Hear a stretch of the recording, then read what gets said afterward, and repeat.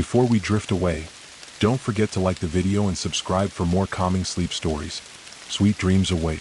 The rain came down in heavy sheets, blurring the dark road ahead.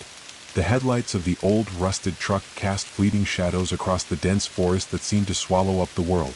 You could barely make out the shapes of towering trees in the mist, their silhouettes shifting with the wind.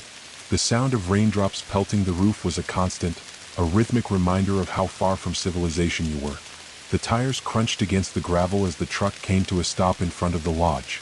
The place was tucked away in a forgotten corner of the forest, isolated and silent, save for the sound of the storm.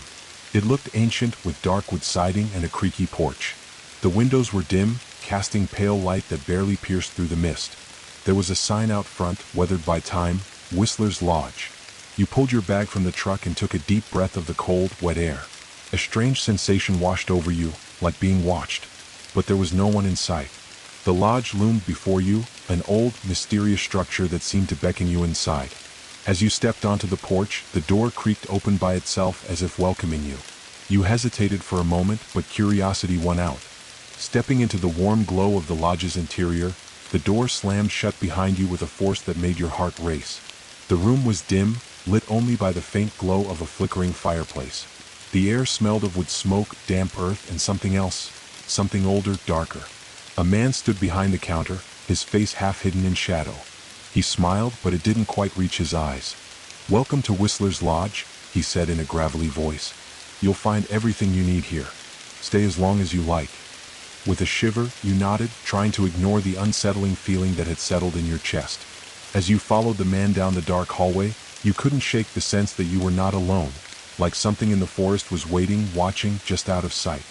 The hallway seemed to stretch longer than it should have. With each step, the floorboards groaned underfoot, echoing through the otherwise silent lodge. The walls were adorned with old, faded paintings of the forest outside, their subjects half hidden by the thick layer of dust. The flickering light from a lantern swung from the ceiling, casting ghostly shadows on the floor as you followed the man down a narrow, winding corridor. He didn't speak again, his footsteps soft, deliberate. There was a heaviness in the air, a tension that made every breath feel shallow. As you passed each door, you couldn't help but wonder who, or what, was behind them. The lodge felt alive in its own way, like it was watching you, listening to your every move. Finally, the man stopped at a door at the end of the hallway. It was larger than the others, its wooden frame dark and weathered. He turned to you, his expression unreadable. "Room 13, he said, his voice low, almost a whisper. "It's all we have available tonight." You nodded, not questioning why such a strange room would be your only option. The door creaked open and you stepped inside. The room was surprisingly warm, the fire in the hearth crackling softly, casting flickering light across the worn furniture. A large bed sat in the center, draped with heavy, dark quilts. The curtains were drawn, blocking out any view of the outside, but the sound of the storm was ever present, a constant reminder of the world beyond the walls. The man gave a stiff nod and left, closing the door behind him with a soft thud that felt like the final nail in a coffin. You stood alone in the room, the weight of the silence pressing down on you. Taking a deep breath, you crossed to the window and pulled back the heavy curtains. The rain beat against the glass in a rhythmic pattern, like 1,000 fingers drumming on the surface. Outside, the forest loomed, its trees swaying in the wind, their branches twisting and contorting in unnatural ways. The sound of the rain mingled with the distant, haunting calls of creatures you couldn't place, their cries echoing through the woods. There was something off about the forest. Felt alive. Not in the way that nature usually does, but in a darker, more unnatural sense. The trees seemed to bend and sway in rhythm with the wind, but there was an almost deliberate quality to their movements, as if they were shifting to avoid your gaze. A sudden chill ran down your spine and you quickly closed the curtains. Turning away from the window, you caught a glimpse of something in the reflection. A shadow, fleeting and almost imperceptible. It vanished before you could fully focus on it, but the feeling remained. The air was thick with the sensation that you were being watched, that something was lurking just beyond the threshold of the room. You shook off the unease and moved to unpack, though your hands felt heavy as though weighed down by the strange atmosphere. As you settled in, the fire crackled louder, its flames dancing erratically. A strange sound, soft like whispers, drifted through the air, but when you turned toward the fire, there was nothing but the steady crackle and pop of the wood burning. Minutes passed and the room began to feel smaller. The walls seemed to close in, and the whispers grew louder, almost as if they were coming from the forest itself, carried through the cracks in the lodge. A sudden thud from somewhere in the building startled you, followed by a soft scraping noise, like something dragging itself across the floor. Your heart raced as you stood still, straining to hear. The noises continued, slow, deliberate. The hairs on the back of your neck stood up as you listened. Something was in the lodge, moving through the halls, circling just outside your door. You pressed your ear to the door, trying to make sense of the sounds. It was hard to tell if they were footsteps or something else entirely, too slow, too heavy to be human. The fire flickered again, casting long, warped shadows across the room. A gust of wind howled outside, and you heard it then, the unmistakable sound of something scratching at the window.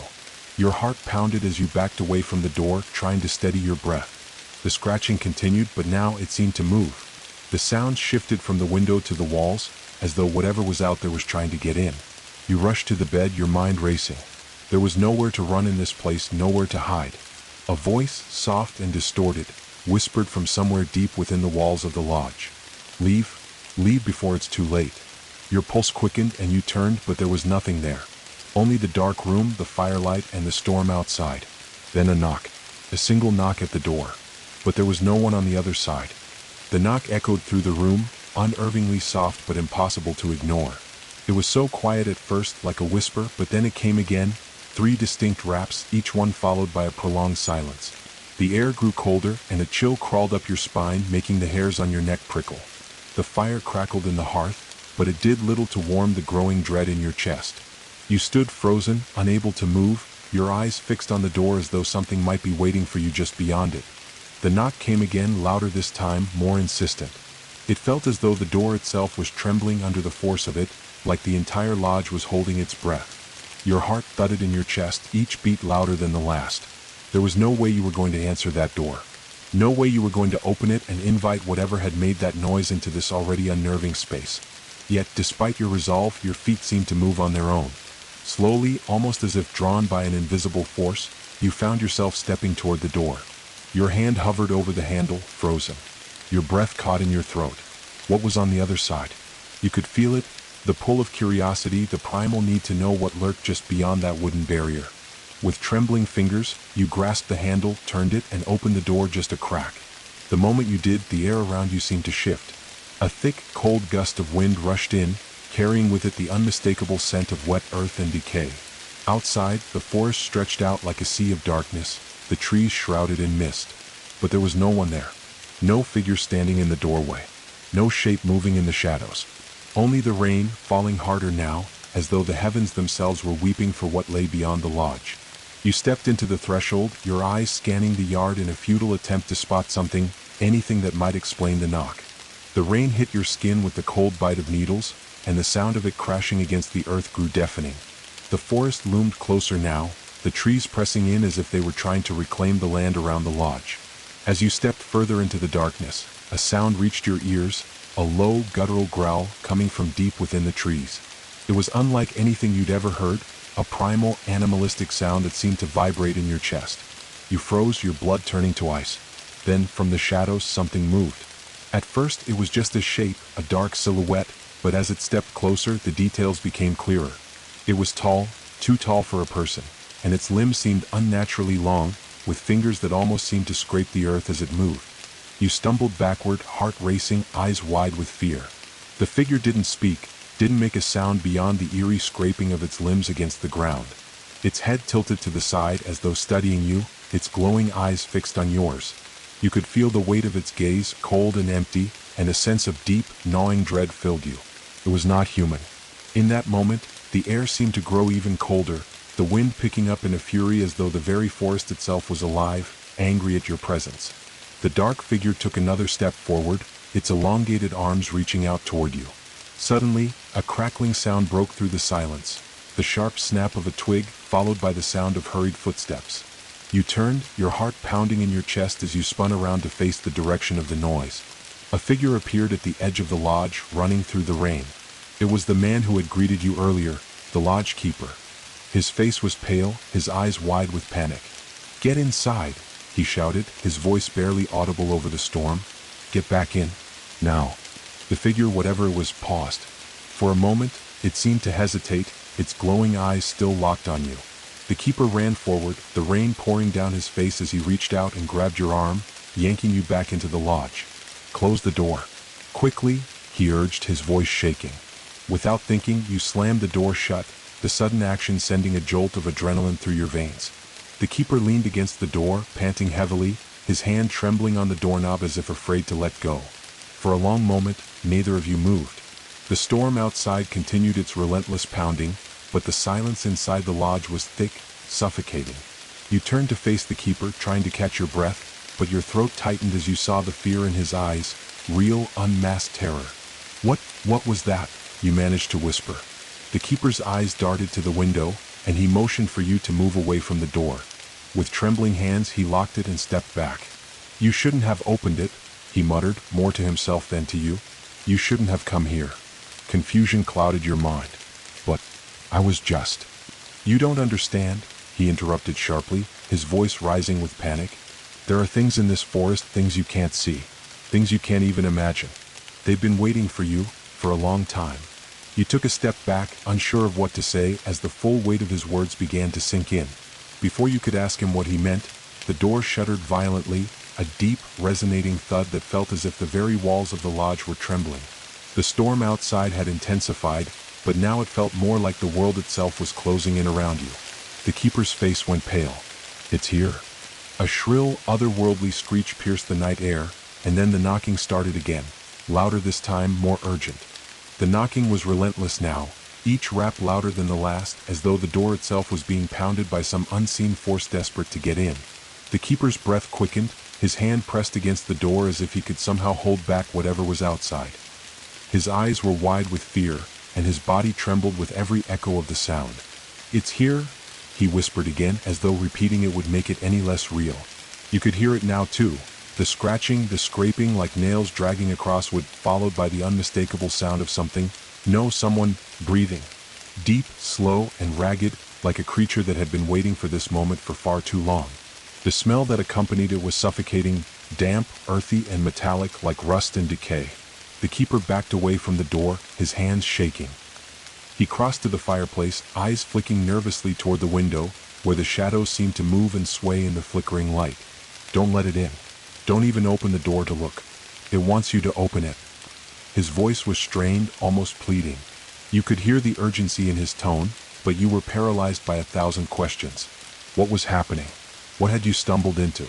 And why did it feel like the forest itself was alive, aware of your every move? Suddenly, the room plunged into darkness as the fire in the hearth sputtered and died, casting everything into a void of blackness. You felt a sharp intake of breath, a cold shiver running down your spine. The wind howled outside, rattling the window pane, but it wasn't just the storm anymore. It was as if something inside the lodge was responding to the change. Was coming. The keeper fumbled around in the dark, his movements erratic. His hands found a lantern, and with a trembling sigh of relief, he lit it. The soft glow cut through the darkness, but the shadows that clung to the corners of the room only seemed deeper and more sinister now. They seemed to creep closer, twisting and shifting with a life of their own. "Get to the basement," the keeper rasped. "Quickly. We have to go." You barely had time to register his words before the sound of footsteps, heavy, dragging, reached your ears. They were coming from the hallway. Slow, deliberate, like something stalking its prey. The footsteps grew louder, closer, until they stopped at the door. The knocking resumed. This time it wasn't just a soft rap, it was a violent pounding, as if the thing outside was desperate to break through. The keeper didn't wait for you to react. Grabbing your arm, he pulled you toward the back of the room, through a narrow, almost hidden door that led down into the basement. You stumbled behind him, heart racing as the temperature seemed to drop further. The wooden stairs creaked underfoot as you descended into the dark, the faint scent of dampness and mildew hanging in the air. At the bottom, the keeper pushed you into a small, cramped room, its only light coming from a single, flickering bulb overhead. The walls were bare, save for the old wooden shelves lining them, cluttered with dusty jars and bottles. The air was thick, heavy with the smell of rot and earth. He slammed the door behind him, locking it with a quiet but final click. "You shouldn't be here," he muttered, pacing the floor in agitation. "None of us should be here." You tried to make sense of the situation, but your thoughts were clouded by a growing sense of panic. What was that thing outside? What did the keeper mean when he said it was waiting for you? And why did the entire lodge feel so wrong, so twisted, like it was being pulled apart at the seams? Before you could voice your questions, the lights flickered again, and the unmistakable sound of scratching resumed, this time not from the door but from the ceiling above. The keeper froze. His face drained of color as he looked up at the darkened ceiling. "It's in the walls," he whispered, barely audible. "It's always in the walls." A low growl resonated from above, followed by the sound of something large scraping against the wooden beams. It was moving in the ceiling, circling, searching for something. Then there was a thud, loud, and then another, more violent, as if whatever was up there had begun to pound against the wood. The keeper backed up against the far wall, his hands raised in a defensive gesture as if trying to hold off the unseen terror. His eyes were wild with fear, his breath quick and shallow. "I tried to warn you," he muttered, more to himself than to you. "I never should have brought you here." The air was growing denser, thick with the feeling that something was about to break through, something that had been waiting for far too long. The sound of something scraping along the ceiling grew louder, and suddenly, the light flickered one last time before going completely out. In the darkness, your senses heightened. You could hear the rapid breathing of the keeper, the faint rustle of fabric as he moved, and above all, that strange, unnerving noise, the sound of claws scraping against wood. Then, without warning, a deafening crash split the silence. The ceiling above you gave way, sending splintered wood and dust cascading down into the room. From the shattered opening, a dark, shadowy figure dropped into the basement with a sickening thud. It was massive, tall, thin, and covered in ragged, matted fur. Its body twisted unnaturally, its limbs too long, its fingers clawed and sharp. Its eyes glowed a sickly yellow, fixed on you like a predator hunting its prey. The keeper screamed, but there was no time to react. The creature lunged forward, its long arms reaching out, dragging the keeper toward it with terrifying speed. The last thing you saw was the keeper's wide, horrified eyes as the creature's claws sank into his flesh. And then, darkness. The world around you seemed to dissolve into chaos. The creature's claws sank into the keeper's chest, its long, bony fingers piercing through his clothes with ease. The screech that followed was a mixture of pain and terror, a sound so raw and primal that it sent a cold shiver racing down your spine. His body convulsed violently as the creature pulled him toward the jagged hole in the ceiling, dragging him into the black void above. You were frozen, unable to move, your limbs heavy with fear. The keeper's final scream echoed in your ears, but it was quickly muffled by the monstrous growls and the sickening sounds of flesh tearing. The air grew thick, the stench of decay mingling with the sour smell of blood. The creature was still there, above you. It took every ounce of willpower to move, but when you did, your feet felt like lead. You backed away slowly, heart hammering in your chest. The darkness in the basement was nearly suffocating. The dim light from the bulb above was now nothing but a flickering shadow, casting eerie, distorted shapes on the walls. Suddenly, there was a rumbling sound, low and deep, like the very earth itself was shifting. You glanced toward the hole in the ceiling, half expecting to see that monstrous figure descend upon you again, but there was nothing. Just the unsettling sound of silence, punctuated only by the rhythmic drip of water somewhere deep within the bowels of the lodge. A muffled sound from the far corner of the room drew your attention. You hadn't noticed it before, the old rusted door that seemed to be half hidden behind a stack of broken crates. It was partially ajar, and through the crack you could see a faint light flickering from somewhere within. Your pulse quickened. Should you investigate? You glanced toward the hole in the ceiling again, the fear still heavy in your chest, but something deep inside told you that you needed to move, to get out of this suffocating space before whatever that thing was came back. Taking a deep breath, you moved toward the door, each step slow and deliberate, as though the floor beneath you might give way at any moment. The air in the room felt damp and oppressive, thick with the weight of things unseen. As you neared the door, you noticed something strange. The walls around it were covered in strange, scratched symbols. Carvings, almost like they had been etched into the wood with something sharp. Some of them looked like words, while others resembled crude, twisted shapes that made your stomach churn. They were arranged in patterns that felt wrong, like the forest was alive, watching and waiting.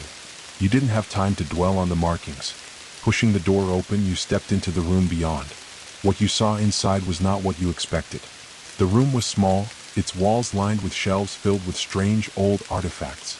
There were jars filled with pickled things that you couldn't quite identify, twisted limbs, brittle bones, and glass vials filled with some dark liquid. The shelves groaned under the weight of ancient books, their leather-bound covers cracked and faded, as though they had been here for centuries. In the center of the room stood an altar. It was simple, wooden but intricately carved with the same strange symbols you'd seen etched into the walls. Atop the altar lay a large, flat stone, worn smooth by time. On it, there was something that caught the dim light from the flickering lantern in the corner. A large, leather-bound book rested there, its pages yellowed and fragile with age. The edges of the pages were stained with something dark, and the air in the room felt heavy as though the book was calling to you. Your instincts screamed at you to leave, but you couldn't pull yourself away. The need to know, to understand, was too great. With trembling hands you reached for the book. The moment your fingers brushed the cover, a cold, clammy sensation shot through your body, making you gasp. The book felt alive, as though it were breathing under your fingertips. You hesitated for a moment, but curiosity won out. You opened the cover, the spine creaking as you did so. The first page was covered in dense, foreign writing, an ancient language, one you couldn't decipher, but it was the images on the next page that made your breath catch. Drawings. Horrific, twisted drawings of creatures unlike anything you'd ever seen. Long, skeletal figures with limbs that stretched impossibly far, their faces grotesque and distorted. They were shown crouching in the dark corners of the lodge, their eyes glowing with an eerie light, always watching. There were strange symbols around them, written in the same language that filled the pages. The next page showed a ritual. A circle of figures, gathered around an altar, their hands raised in worship. The image was crude, but there was no mistaking it. It was a ritual to summon something, to bring something into this world. Your heart raced as you turned the page again. This time the drawing was different. It showed a shadowy figure, standing in the center of a circle of trees, its glowing eyes locked onto the viewer. The figure was tall, impossibly tall, with limbs that stretched beyond reason, and a mouth full of jagged teeth that looked like they could tear the very earth apart. It was the creature. But this wasn't just a drawing. No, this was something far worse. The text on the page seemed to shift, twisting as though the letters themselves were moving. The language began to make sense and you could understand it. Your eyes widened as the words burned themselves into your mind. The forest waits. The ritual must be completed. The shadow will return. Suddenly, a cold gust of wind howled through the room, and the book slammed shut in your hands, the pages flipping violently as though caught by an invisible force. The room grew darker, the shadows stretching long across the floor. The light from the lantern flickered, casting brief flashes of movement in the corners of the room. You backed away from the altar, your heart pounding in your chest. The ground beneath your feet seemed to shake as if the earth itself was being disturbed. The scratching sound returned. It was louder now, closer, more urgent. From above, the ceiling groaned. And then the whisper started. "You are not safe." They came from every direction, curling around you like smoke, filling the room with their insistent, maddening chant. The walls seemed to pulse, alive with the rhythm of the whispers, the air thick with a sense of impending doom. Whatever was in the lodge, whatever had been awakened by the keeper's death, was getting closer. You had to move. You had to leave this place. But the door, the way out, was no longer where it had been. You took a deep breath, your pulse racing as the weight of the room seemed to press down on your chest. The whispers swirled around you, growing louder, more insistent. "Leave, before it finds you." They echoed in your mind, reverberating through your skull. The very air in the room felt thicker, suffocating, as though it were laced with dread.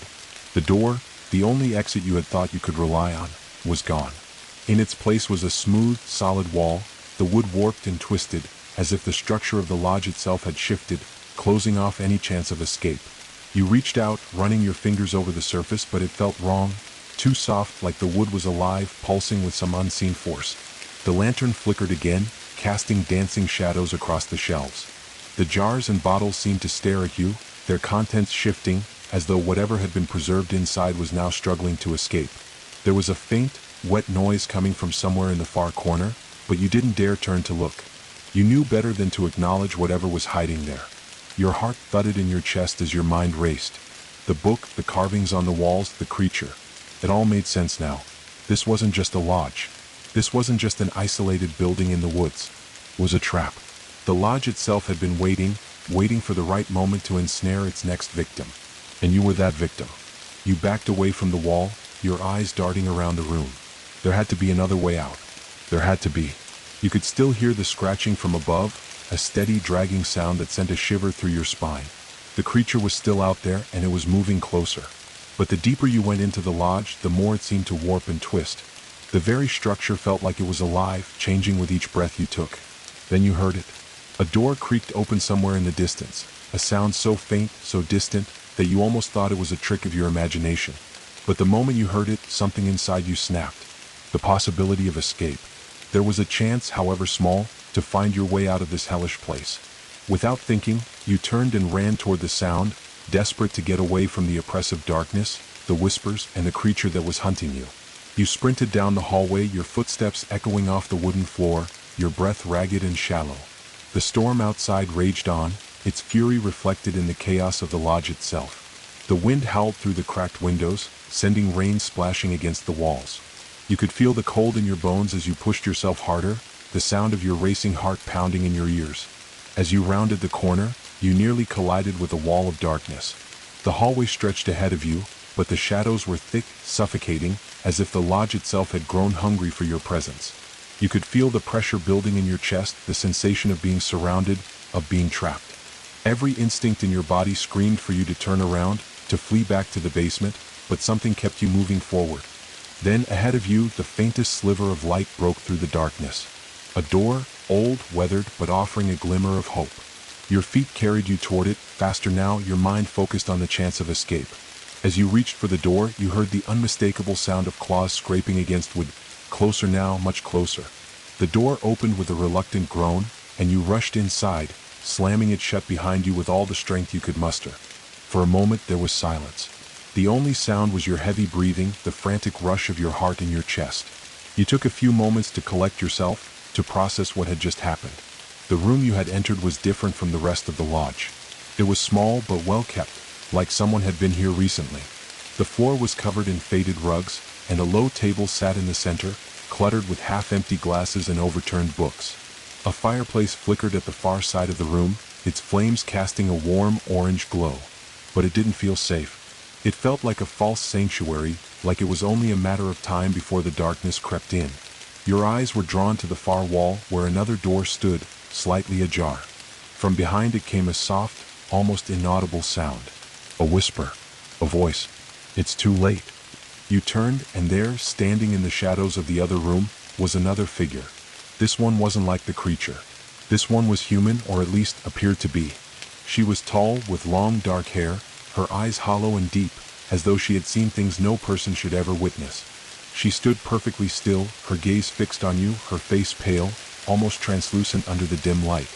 "You shouldn't have come," she said softly, her voice barely a whisper. "It knows you're here. It's already inside the lodge. There's no escaping it now." Her words were like a punch to the gut. You tried to speak, to ask her what was happening, but no sound came. The air in the room thickened, heavy with the sense of dread that had settled over you since your arrival. It felt like the walls were closing in, like the lodge was alive and watching, waiting for something. She took a step forward, her bare feet silent against the floor. "This place is built on blood," she continued, her voice laced with a coldness that sent a shiver down your spine. "The forest, the ritual, it all leads back here. This place feeds on those who stay too long. And now, it wants you." A sudden crash from above, louder, sharper this time, snapped your attention back to the ceiling. The creature was coming. It was close. Too close. The woman stepped toward you, her eyes locking onto yours. "You can't leave. No one who enters this lodge ever does." And then the shadows in the room seemed to deepen, swallowing the light. A low rumble reverberated from the ground beneath your feet. The floor trembled. What was happening? Whatever had been set into motion was about to come to fruition. The creature was already inside, and you were trapped. The shadows thickened, stretching and twisting like dark tendrils reaching out to wrap around you. The woman's eyes glowed faintly in the dim light, her expression a mask of quiet resignation. She stood still, her presence filling the room with a coldness that felt unnatural, like she wasn't truly a part of this world. "It's here," she said again, her voice a soft, resigned whisper, as though she had spoken this truth 1,000 times before. The room seemed to pulse with an unseen force, the walls vibrating faintly as though the lodge itself were alive, breathing. You could hear the distant groans of the floorboards, the creaking of the beams, and the ominous sounds of something moving just beyond the door. The creature was drawing nearer, its heavy, dragging footsteps reverberating through the structure like a slow, inevitable march. You backed away from the woman, your breath quick and shallow, your heart pounding in your chest. What did she mean by, "It's here"? What was this thing that haunted the lodge, and why was it so intent on hunting you? The air was thick with the promise of something terrible about to unfold. The woman did not move, her eyes fixed on you as if she were waiting for you to comprehend what was about to happen. "You won't survive," she said simply, almost matter-of-factly. "No one does. Not unless you join it. Become one with the forest. One with the shadows." Her words sent a chill crawling up your spine. Join it? The thought was repulsive. Whatever was lurking in this forsaken lodge, you would rather die than become part of it. But the more you tried to push away the thought, the more it seemed to pull you in. The room began to feel smaller, the walls pressing in on you as if the very air was suffocating. From the corner of the room, a slow, deliberate scraping sound reached your ears, the unmistakable sound of claws dragging across wood. It was close now. You could hear its breath, deep and guttural, like the sound of something large, something ancient, struggling to breathe through a throat too tight for its size. "It wants you." The woman's voice broke through the rising panic in your chest. "The ritual. You are part of it now. It has chosen you." The weight of her words hit you like a physical blow. You wanted to scream, to fight, to find a way out, but you were frozen in place. The walls seemed to close in even further, the air growing thick and oppressive, making it hard to breathe. You could feel the floor beneath you shaking now, a low rumble that grew steadily louder. Suddenly, the door to the room slammed open with such force that the wood splintered. The light from the hall flickered and danced as the thing that had been stalking you appeared in the doorway. It was massive. A silhouette of unnatural height, its body long and twisted, limbs extending at odd angles, like something that had been stretched beyond its natural form. Its eyes gleamed with a sickly yellow glow, fixed on you with an intelligence that was both chilling and predatory. It stepped into the room, dragging its feet as if it were struggling to move through the thick, oppressive air. Its head tilted at an unnatural angle and its mouth opened, wide, impossibly wide, revealing rows of jagged teeth that seemed too large, too sharp to belong to anything human. "It's here," the woman whispered again as the creature slowly advanced. You felt an urge to run, but your legs wouldn't obey. Every part of your body screamed for escape, but something about the creature, its presence, seemed to hold you in place. It was as though its very existence froze time, trapping you in this endless moment of horror. Then the woman spoke again, her voice cold, but tinged with a strange note of sadness. "It's already too late for you." The creature moved closer, its claws scraping along the floor, each step a slow, deliberate promise of what was to come. You could feel the weight of its gaze, cold and empty, as if it was searching for something inside you. You wanted to fight, to scream, but your body refused to cooperate. In the brief moments when the creature's eyes weren't fixed on you, you looked desperately around the room for any means of escape. The door you had entered through was still open, but it felt so far away. Too far. The only thing between you and freedom was the creature, its massive, twisted form blocking the path. A noise, distant but unmistakable, suddenly cut through the air, the unmistakable sound of branches snapping, heavy footsteps approaching from outside. The storm outside had intensified, the howling wind whipping against the lodge, as if the forest itself were conspiring against you. The woman took a single step forward, her eyes locked on yours as if sharing one final moment of understanding. "The ritual begins with death," she said, her voice soft, almost sorrowful. "It ends with the forest claiming what is its own." A deafening crash echoed through the lodge, and before you could react, the creature lunged. It was faster than you could comprehend, its claws raking through the air in an instant. You threw yourself to the side, heart hammering as its massive form loomed above you. But as you scrambled to your feet, something unexpected happened. The woman's voice rang out again, louder this time, like a final warning. "Fight if you must, but understand this. The forest has already marked you. The shadows know you, and no one escapes them." You didn't have time to process her words before the room plunged into darkness. The lantern flickered out and the world around you went silent. The creature's heavy breathing, the scrape of its claws, the sounds of the storm outside, all of it vanished into an unnatural stillness. Your heart pounded in the oppressive silence, and in that moment, the dread that had been building in you finally broke, and you understood. The forest wasn't just outside. It was inside too. The silence was deafening. For a brief moment, you thought you had imagined it. The creature's growl, the scratching from above, the woman's warning. But the longer you stood there, the more you felt the oppressive weight of it all. The room, the lodge, the forest outside, everything felt wrong, as if the very air you breathed was saturated with something dark, something ancient. You could feel the walls closing in, the very foundation of the lodge groaning under the weight of its own existence. In the pitch-black darkness, the temperature dropped sharply.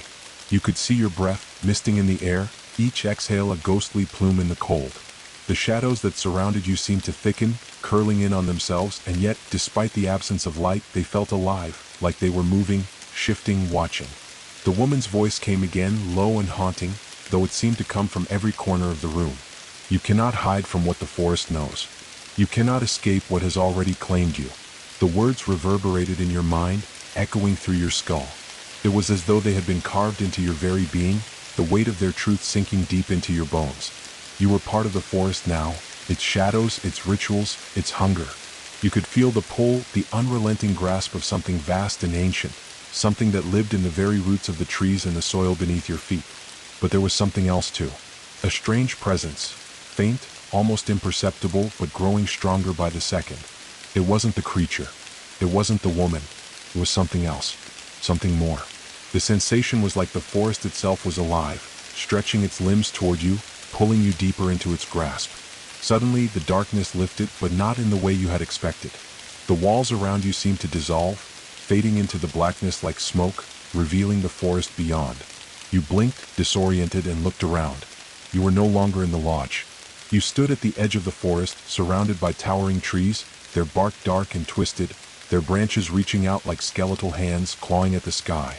The wind whispered through the leaves, carrying with it the faintest sound of distant voices, low, murmuring as if the trees themselves were speaking. A low growl echoed through the trees, and you turned, your heart leaping into your throat. The creature had followed you. Its glowing eyes pierced the darkness, and you could feel its gaze drilling into you, its presence as overwhelming as the very forest around you. But as you turned away from the creature, something even more terrifying caught your eye. In the distance, through the maze of trees, a shape moved. It was tall, much taller than any man, its silhouette dark and jagged against the backdrop of the moonless sky. At first, it seemed like a trick of the shadows, but as it drew closer, you could make out its features. Its body was twisted, unnaturally elongated, its limbs stretching beyond reason.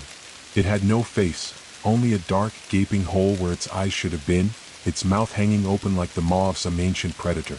You froze, your legs rooted to the ground as the figure in the distance moved closer, its long, spindly arms swaying with each step. It didn't walk so much as shift through the forest, its movements slow and deliberate, like it was part of the very darkness itself. But it wasn't a creature.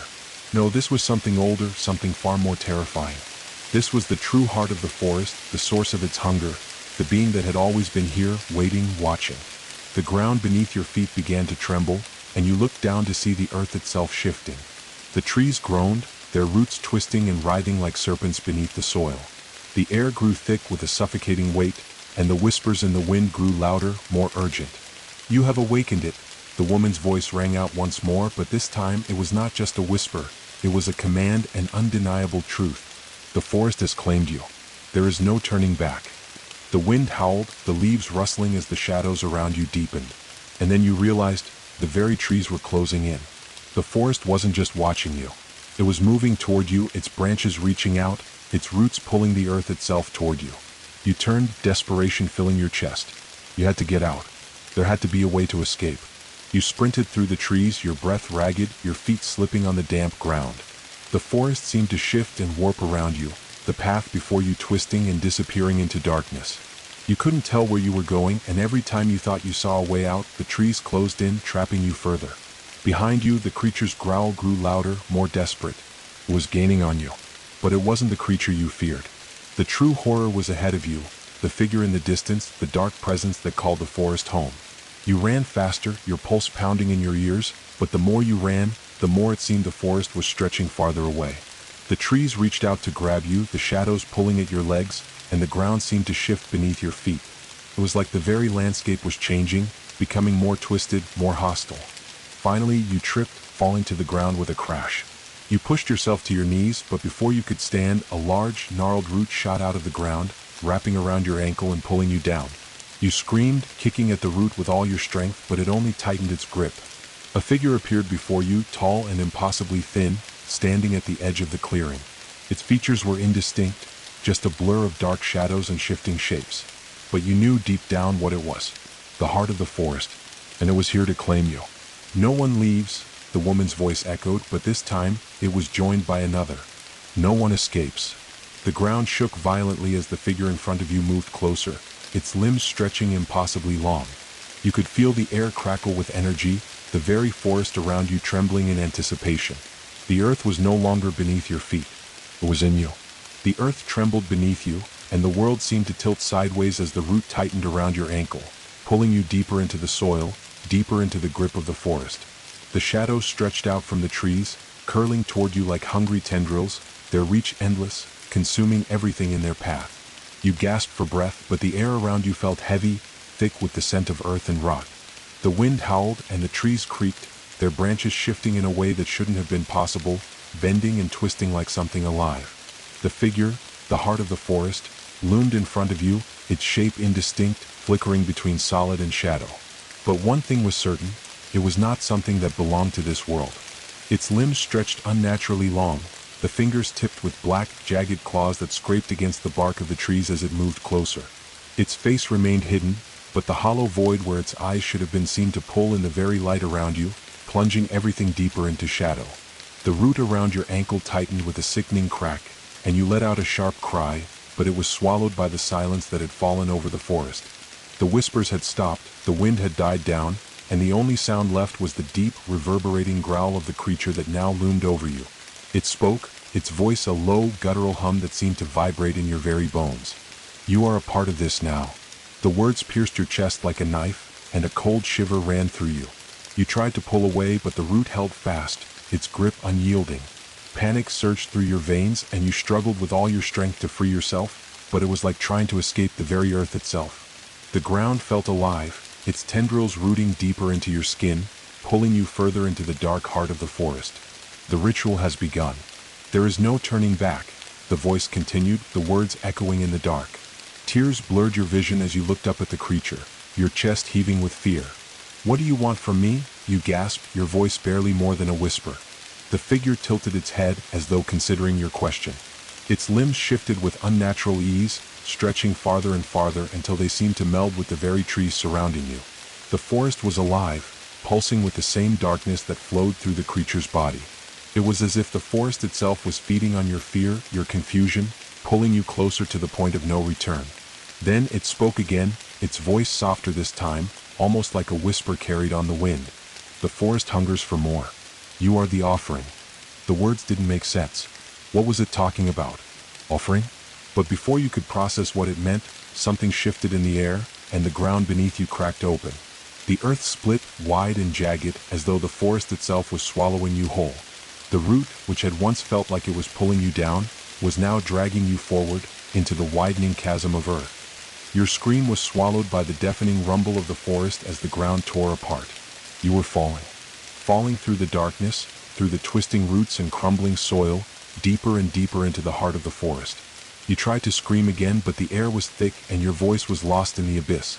The walls around you began to close in as the darkness tightened, the roots reaching for you like hands, pulling you deeper into the black, suffocating maw of the earth. But then, as the ground beneath you seemed to open up and swallow you whole, a sharp, piercing light cut through the darkness. It was a faint glow, distant but unmistakable, like a lantern beckoning you from the far reaches of the abyss. You reached out toward it instinctively, your arms flailing as if the light itself could save you. You were falling faster now, but the light was getting closer. You stretched your fingers toward it, but the darkness around you was thickening, suffocating, wrapping around you like a shroud. It's too late, the voice whispered again, now distant and fading, as though it were speaking from the bottom of a deep well. And then, just as quickly as it had come, the light was gone. For a long moment there was nothing. No sound, no light, just the cold embrace of the earth, the weight of the darkness pressing against you, pushing you into a deep, suffocating silence. You could feel the roots around you, pulling at your skin, wrapping themselves around your body, each movement a slow, deliberate tug. But then, somewhere in the distance, you heard a voice. It was a soft, familiar voice, one you thought you had long forgotten. The voice of the keeper. Run. The word echoed through the silence, and suddenly the darkness seemed to recede, pulling away from you like a blanket being yanked from a bed. The earth stopped pulling you in, and the suffocating grip of the roots loosened. You pushed yourself up, your limbs trembling, your body heavy with exhaustion, but there was no time to stop. No time to think. You ran. The forest had opened up before you, the path ahead of you stretching into the distance, but every step you took seemed to sink into the ground. The trees, the roots, everything around you seemed to shift, their twisted forms stretching and growing, their branches reaching out toward you like claws. You could hear it again, the sound of something heavy dragging its feet across the forest floor, its growl reverberating in the air. The creature was still chasing you, and with every step, the forest seemed to twist further, closing in, pushing you back toward its heart. The ground beneath you cracked again and you stumbled. The walls of the forest seemed to close in, the shadows lengthening. You weren't just running from the creature anymore. You were running from something much older, much more powerful, something that lived at the very core of this place. The forest had claimed you, and there was no escaping its grasp. The path before you led only deeper into its heart. And in that heart, something terrible waited for you. Your breath came in short, frantic bursts, the air thick and cloying as you ran through the forest. The trees around you seemed to bend and twist in unnatural ways, their gnarled branches reaching out like the fingers of 1,000 unseen hands. You couldn't tell where you were going anymore. The path had disappeared, swallowed by the creeping darkness. With every step, the forest seemed to close in around you. The once distant growl of the creature was now a constant, a deep rumbling that echoed through the trees, vibrating the very ground beneath your feet. But it wasn't just the creature you were running from. The forest itself was hunting you, as if it had become a living entity, aware of your every move, its roots stretching deeper into the earth to pull you back into its depths. The ground beneath you felt unstable, shifting as you moved, like the very earth was made of something soft and alive. Your foot caught on something, one of the twisted roots, and you stumbled forward, crashing to the ground. For a moment, all you could hear was the deafening thud of your own heartbeat and the rustle of the trees above you, the sound of their branches creaking in the wind. You pushed yourself up, your palms slick with dirt, your knees scraped and bruised. But there was no time to linger. The forest wasn't waiting for you to gather yourself. It was coming for you. As you staggered to your feet, a sudden flash of light caught your eye. It was distant, almost faint, but it was enough to make you stop in your tracks. Through the thick trees you could see it, a soft, flickering glow like a lantern's light, dancing in the distance. "There's no way out," the woman's voice echoed in your mind, cold and mocking. You belonged to the forest now. You shook your head, trying to dispel the thought, to push away the fear that gripped your heart. But the truth of her words lingered, deep in your chest, gnawing at you. The forest had already claimed you. It had already marked you. But the light in the distance called to you. It beckoned you like a lifeline in the darkness. You had to get to it. You had to try. With renewed determination, you began moving toward the light. The ground seemed to shift beneath you, but you forced yourself to keep going, your eyes fixed on the distant glow. The creature's growl echoed again, louder this time, closer, and you felt the heavy presence of it behind you. But the light was the only thing that mattered now. The deeper you went into the forest, the thicker the darkness became. The trees closed in, their trunks twisting and leaning as though trying to trap you between them. The path became almost impossible to follow. The ground was slick with mud, the air thick with moisture and decay. You slipped again, but this time you didn't fall. Instead, you found yourself catching the edge of a low-hanging branch, the rough bark biting into your palm as you used it to steady yourself. "Hurry!" The voice came again, closer now, urgent. But this time it wasn't the woman. It wasn't the keeper. It was something else, a voice that seemed to come from the very trees themselves, as if the forest itself had grown tired of waiting for you to find the truth. You glanced over your shoulder, expecting to see the creature, but all you saw was the blackness, the deep void of the forest swallowing everything behind you. The growl had stopped, replaced by a silence so deep, so suffocating, that it seemed to press in on your mind, suffocating your thoughts. The light grew brighter now, closer, pulsing with an energy that felt almost alive. It was as if the forest was guiding you toward it, as if the trees themselves were parting to reveal the path ahead. But as you moved closer to the light, something changed. The wind, which had been howling only moments before, fell eerily silent. The trees stood still, their branches no longer rustling in the wind. The air was thick with a strange, oppressive heat, as though the entire forest was holding its breath. You stepped into a small clearing. The light, now brighter than ever, shone from an object sitting in the center of the clearing. It was a stone pedestal, ancient and covered in moss, but on top of it was something far stranger. A lantern. But not just any lantern. This one was unlike any you had seen before. It was made of twisted metal, its design jagged and cruel, the glass panes covered in an intricate pattern of symbols that seemed to shift and change as you looked at them. The lantern flickered with an unnatural, ghostly light, casting long, twisting shadows across the clearing. It felt as though the light it gave off was not meant for this world. It was raw. As you approached it, your hand trembling, you reached out, fingers brushing against the cold metal. The moment you touched it, a rush of images flooded your mind, flashes of memories, of faces long forgotten, of places you had never been, and of screams that seemed to echo through time. The lantern, it knew you. It has chosen you. The voice, the one that had been whispering in your mind, came again, this time clearer, louder, more distinct. It was the voice of the forest, the voice of the ancient being that lurked within its heart. It had been watching you, waiting for this moment, waiting for the ritual to unfold. You stumbled back, the lantern's light now burning brighter, blinding you. The symbols on its surface twisted, shifting like serpents, and you could feel the earth beneath you tremble once more. And then, from the darkness of the trees, something moved. It wasn't the creature, not the one you had been running from. This was something different, something more ancient, more powerful. The very ground seemed to shudder as it approached. You turned and saw it. A shadow, tall and distorted, its form shifting with the darkness of the forest. Its eyes, if they could even be called that, were glowing, a sickly yellow like the lantern itself. The air around it was cold, suffocating, and the very earth seemed to bow before it. This was the heart of the forest, the one who had been waiting, the one who had been calling you. It stepped forward, its movements impossibly slow, and the earth itself parted before it. It was the forest in its purest form, alive, ancient, and hungry. You had no choice now. The forest had claimed you. The lantern had marked you, and there was no escaping what you had awakened. The creature, the heart of the forest, moved closer, its form expanding with every step. Its presence was suffocating, as if the very atmosphere around you was becoming part of it, like the air itself was thickening with the weight of its age. The lantern on the pedestal flickered violently, casting shadows that seemed to stretch and twist into forms of their own, becoming distorted versions of the trees, the creatures that roamed this place, and even of you. You could feel its eyes on you, those glowing yellow orbs, burning through you, dissecting your very soul. It was watching. It was waiting. You are the chosen vessel, the voice echoed through the clearing, deep and resonant, reverberating in your bones. The forest has claimed you, and you will serve its hunger. Your legs felt weak beneath you, the ground below trembling as the roots in the soil stirred, shifting like creatures awakening from a long slumber. It was as if the very forest itself was alive, breathing, and now it was tightening its grip around you. You opened your mouth to speak, but no words came out.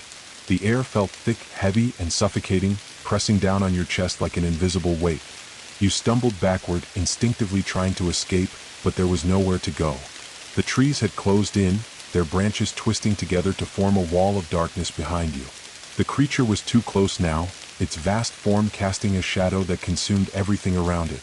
Its limbs stretched unnaturally, the claws dragging across the ground with a sound that was too raw, too primal, to be anything of this world. "There is no escape," it whispered, the voice coming from every direction, surrounding you. "The forest has already accepted you. You belong to it. You belong to me." Your heart raced in your chest as panic surged through your body, the overwhelming fear choking the air from your lungs. You couldn't breathe. You couldn't move. You couldn't escape. A deep, guttural laugh echoed from the creature, its form flickering as if it were no longer bound to reality. It was shifting, its features warping and stretching, melting into 1,000 different shapes, shadowy limbs, distorted faces, and glowing eyes that blinked in and out of existence. It was no longer something you could comprehend. It was everything and it was nothing. The lantern on the pedestal began to hum, its light flickering with a strange rhythm, almost as if it were alive. The symbols on its surface glowed brighter, each one pulsing in sync with the beating of your heart, as if drawing you in, as if the forest itself were pulling you closer.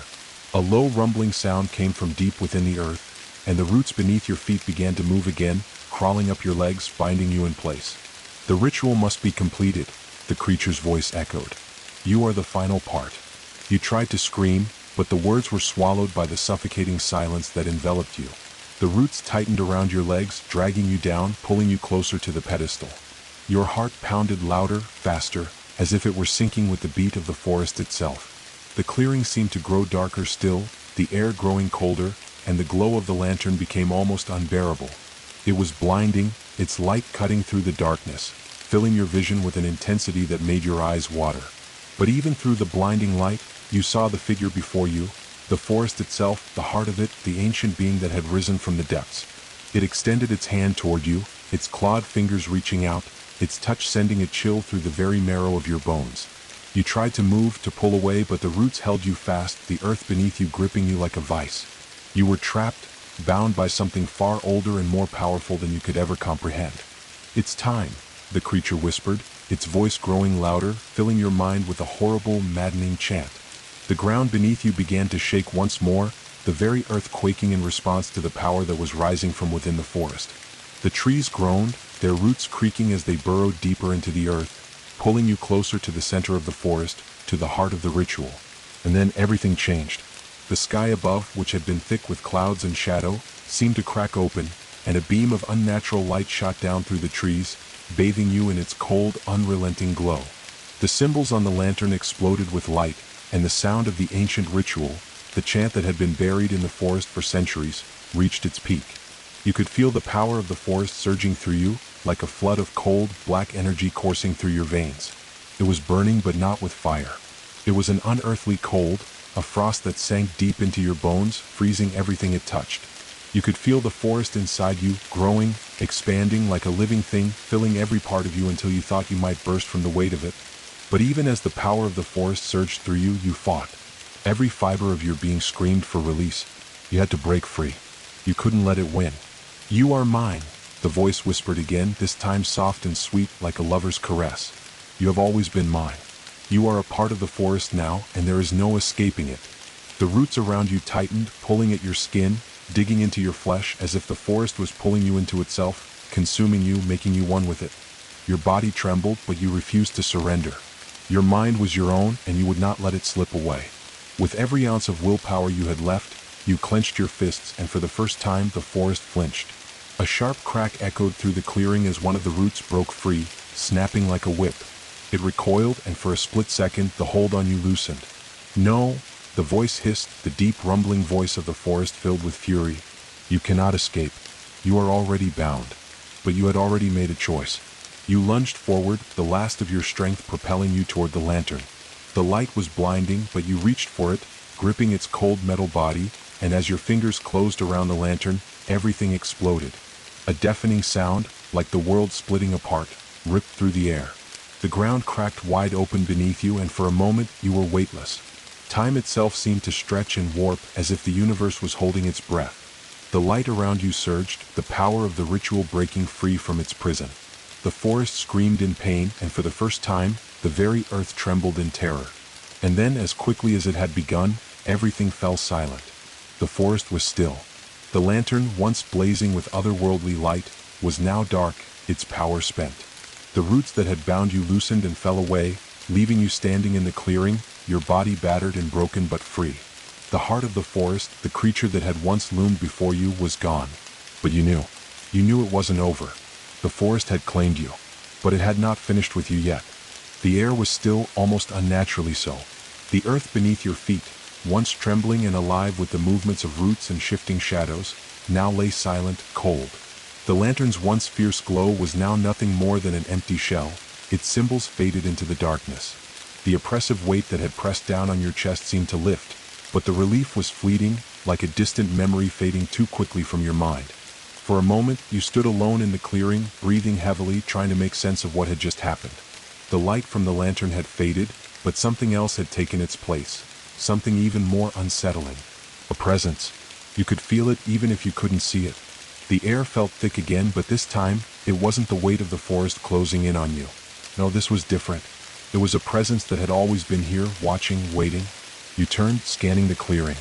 The forest around you was still, the trees standing like silent sentinels, their twisted forms barely moving in the faint wind. But there was something off about it. Something ancient and predatory. And then, in the distance, you saw it. A figure standing at the edge of the clearing, where the trees met the dark expanse of the forest. It was tall, unnaturally tall, and its form was shrouded in shadows, its features indistinct, like a silhouette caught in a storm of darkness. But its eyes, those eyes, glowed with an unnatural light, like twin orbs of fire piercing through the void. It stood perfectly still, watching you, waiting. Your heart began to race again, the pulse in your throat thudding loud enough to drown out the sound of the wind in the trees. You couldn't tear your eyes away from the figure. It was as though something was pulling at you, an invisible force tethering you to that spot, making it impossible to move. You thought you were free. The voice came from everywhere at once, echoing through the trees, vibrating the air around you. It was deep, low, and impossibly ancient, carrying with it the weight of centuries. It was the forest, the very heart of it, speaking directly to you. You are still part of the forest, and it is still part of you. Your skin prickled and an icy chill crawled up your spine. The forest had never let you go. From the moment you had set foot in this cursed place, it had been waiting for this. It had been preparing you. The lantern, the ritual, everything had been a test, a bonding. The figure in the distance took a single step forward, and the earth beneath its feet seemed to shift, bending to its will. The trees around it groaned, their trunks twisting as it moved closer.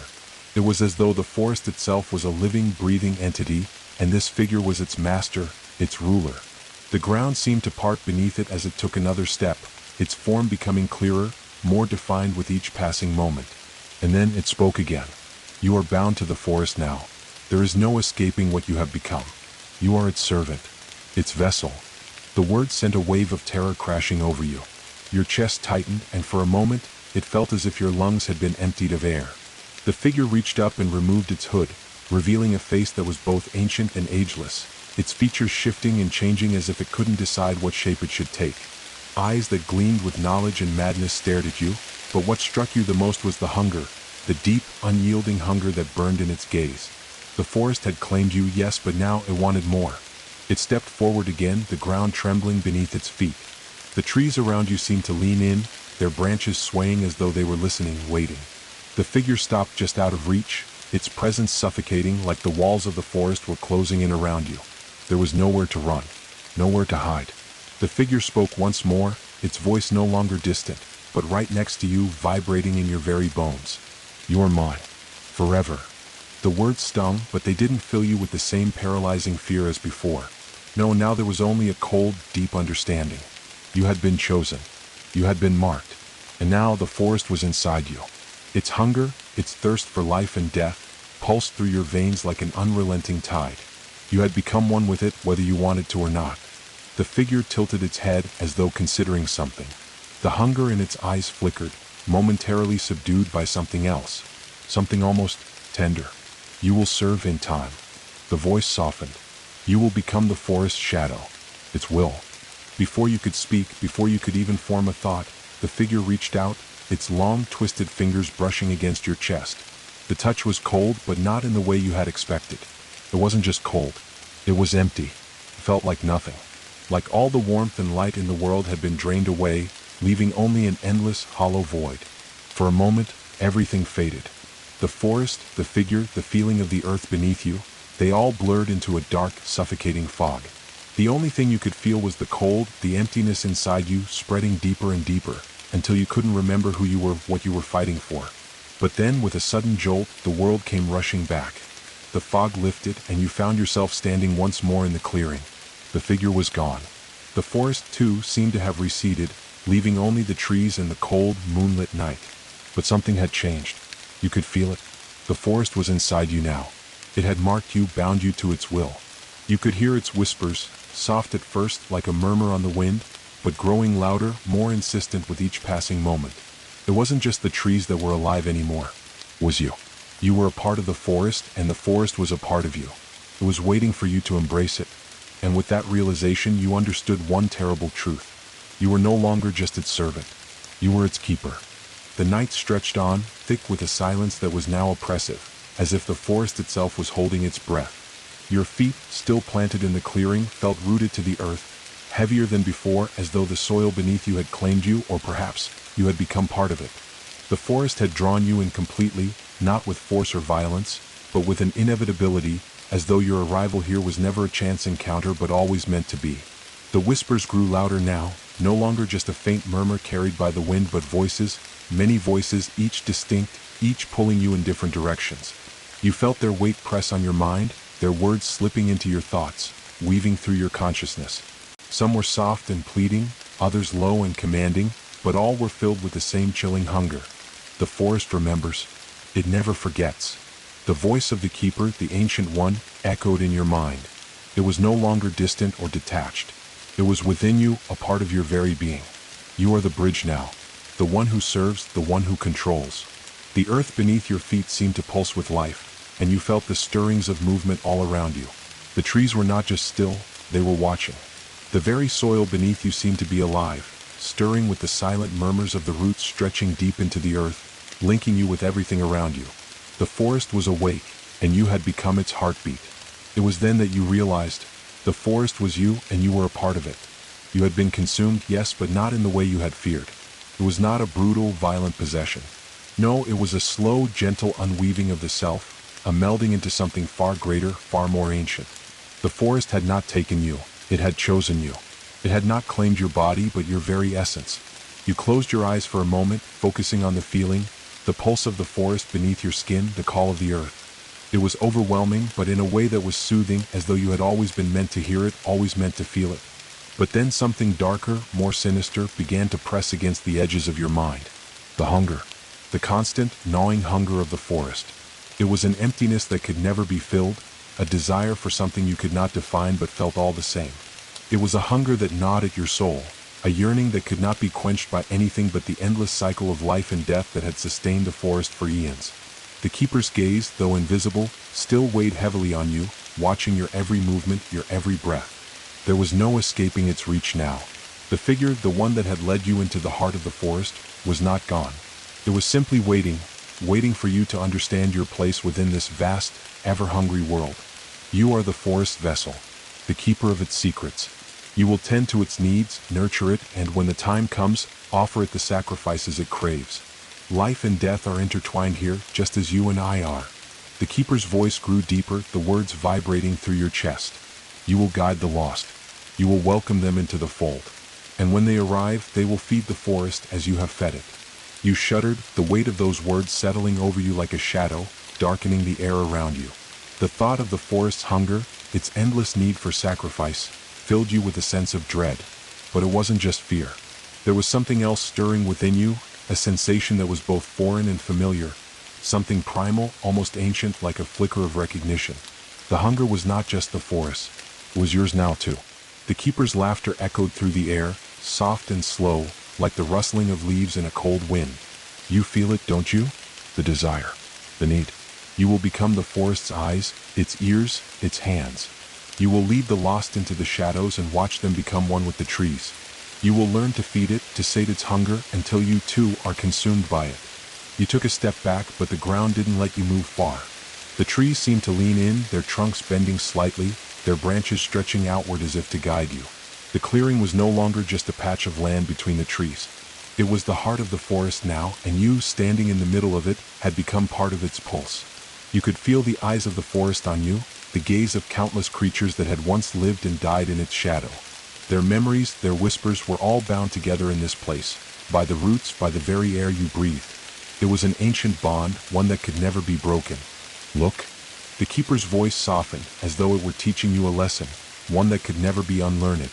See what you have become.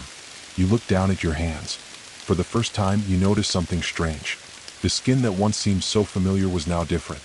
It was darker, almost bark-like, its texture rough, yet alive with the pulse of the forest. Your nails had grown longer, like twisted thorns, and your veins shimmered faintly with a greenish hue, as though the forest itself had begun to course through your bloodstream.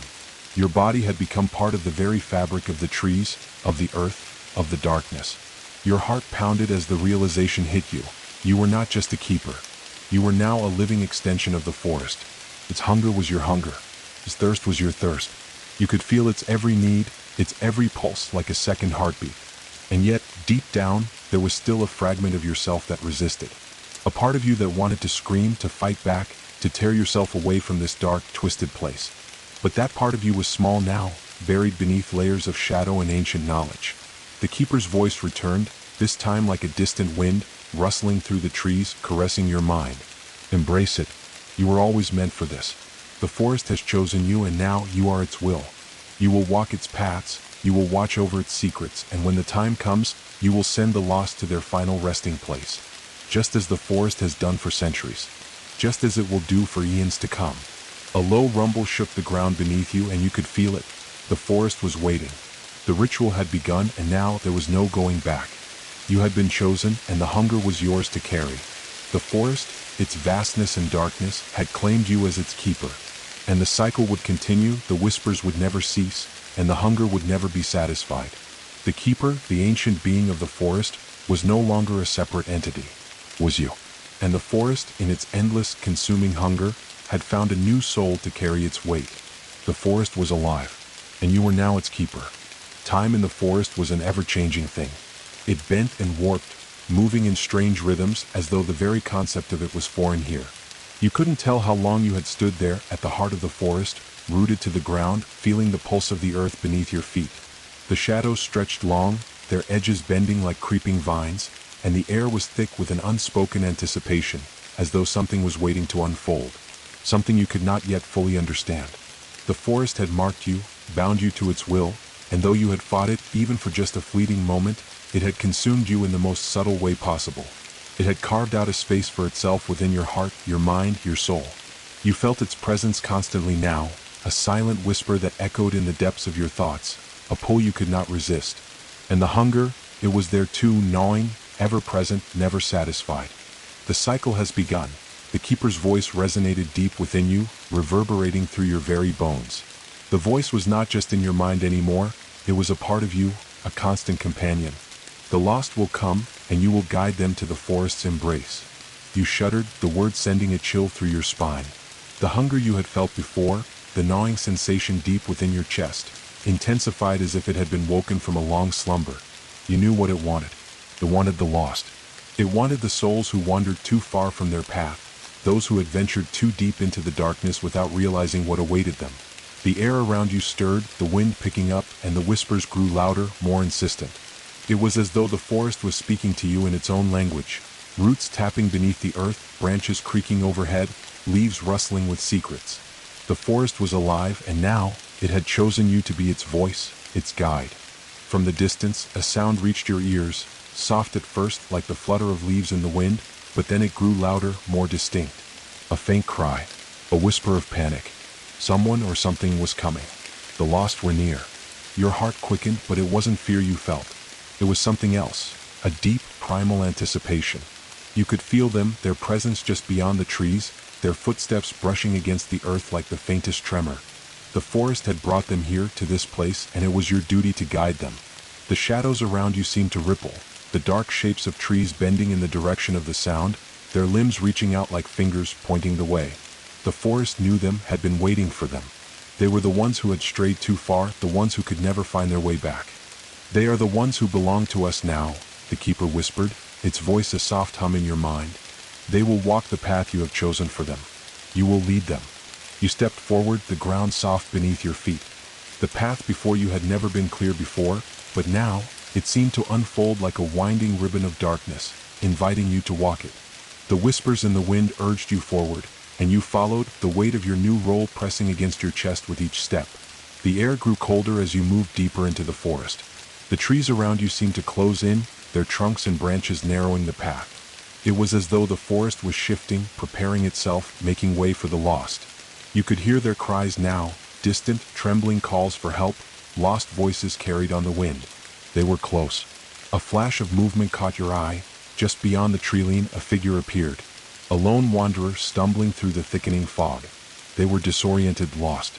Their eyes were wide with fear, their breath coming in ragged gasps as they looked around, searching for a way out. But there was no way out. Not for them. The forest had already claimed them.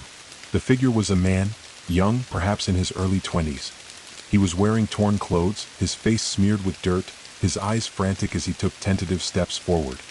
His body language screamed desperation, a futile attempt to escape the invisible web that had ensnared him. He stopped for a moment, his gaze darting to the trees around him as if sensing something was wrong.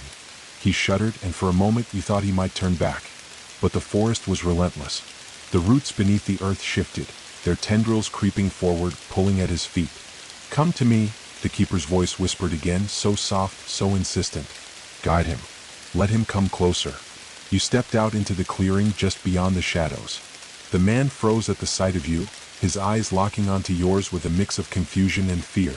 Who are you?" he called, his voice trembling. You did not answer. There was no need. You were the forest now, and the forest did not need words to speak its truth. His breath came in shallow gasps, and you could see his chest heaving with each breath. His eyes darted around, searching for an escape, but he would find none. He could never outrun the hunger of the forest. With slow, deliberate steps, you moved closer to him. The ground beneath your feet whispered with life, the very soil shifting as you approached. You felt the pull of the forest, its call growing louder, stronger with each step. The man's eyes widened as he stumbled back, his gaze fixed on you with horror. "No," he whispered, his voice barely audible. "No, please. I don't want this." But the forest had already chosen him. He was lost, and the lost always came here. You reached out a hand toward him, and for the briefest moment, he hesitated, his eyes torn between flight and the inevitability of his fate. But the moment passed too quickly. The forest, through you, was pulling him in, and the roots beneath his feet seemed to come alive, wrapping around his ankles, anchoring him to the ground. His scream was swallowed by the darkness as he fell to his knees, the weight of the forest pressing down on him, dragging him into its depths. You could hear the soft rustling of the leaves, the creaking of the branches, as if the trees themselves were murmuring in approval. The man's body shuddered once, twice, and then was still. The forest had claimed him. The hunger had been fed, but only momentarily. The whispers grew louder still, voices from every direction, beckoning, calling for more. The lost would always come, seeking the heart of the forest, and you, its keeper, would guide them. You turned away from the clearing, the path ahead now clear. The lost would continue to come, each one drawn to the heart of the forest by the call you carried. And you would lead them just as the forest had led you. There was no escape from the hunger. And there was no escape from the path you had chosen. The air in the forest seemed to thicken with each passing moment, a weight pressing down on your chest as if the very atmosphere was alive with intent.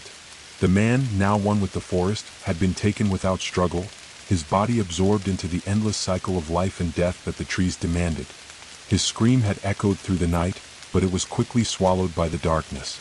The forest never wasted a sound, it consumed them all.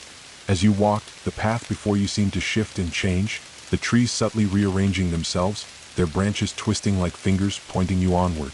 The wind picked up again, whispering in your ear, the voices of those who had walked this path before you filling the air, their murmurs soft but insistent. "You are the keeper now." The voice of the keeper resonated in your mind, its tone both gentle and commanding. The lost will always find their way to you. You will guide them just as the forest guides you. But with each voice that passed through your consciousness, you felt a pang, an aching emptiness deep within your soul. The hunger that had grown within you was a gnawing sensation, a thirst that could never be quenched. And it wasn't just for the lost souls who stumbled into the forest. It was for something more, something deeper. A hunger for knowledge, for understanding, for the truth of your existence as the keeper of this ancient place. "Why do you resist?" the keeper asked, its voice warm, almost tender. "You are becoming one with the forest just as it has always wanted. The cycle is eternal, and now you are its hands, its will." You tried to push the thoughts aside. You had to push them away. If you let them in, if you allowed yourself to question the forest's true purpose, you feared it would consume you completely. You had to remain the keeper to fulfill your role. But that small, rebellious voice inside you still lingered, a faint cry in the distance, telling you there had to be more. The trees loomed overhead, their branches twisting like the dark fingers of ancient gods, and the ground beneath your feet pulsed with the rhythm of something alive. You could feel the weight of every step, as though each one was a sacrifice, each one marking your deeper connection to this place. The forest had chosen you, yes, but what did that truly mean? Were you its master or its prisoner? "What are you?" you asked aloud, the words slipping from your lips before you could stop them. The question felt small in the vast, silent expanse of the forest, but it echoed through the trees, bouncing off the walls of your mind. The keeper did not respond immediately. Instead, the forest seemed to grow still, its whispers retreating into silence. The path ahead of you stretched out endlessly, the darkness thickening with each step.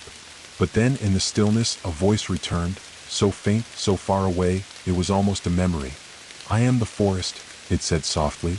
"I am the beginning and the end. I am the one who watches over all things, the one who guides the lost. I am the keeper, just as you are now." The weight of the words pressed down on you. You had always known the forest was alive, but hearing it speak of its ancient role, its infinite reach, sent a ripple of understanding through your veins. The forest had always been here. It had always existed, long before you had ever set foot in its shadow, and it would continue to exist long after you were gone. But there was something unsettling in that thought, a growing realization that you were not just the keeper. You were bound to it. You could not escape it. You were the forest's echo, its voice, its soul. You were both a part of it and trapped within it. The hunger inside you deepened, but now it was not just a hunger for the lost souls. It was a hunger for everything, for the knowledge the forest held, for the untold stories woven into its roots, for the ancient secrets buried deep within its shadows. You will know everything in time, the keeper's voice assured you. The forest will reveal its truths to you, piece by piece. It will show you the way. It will show you everything.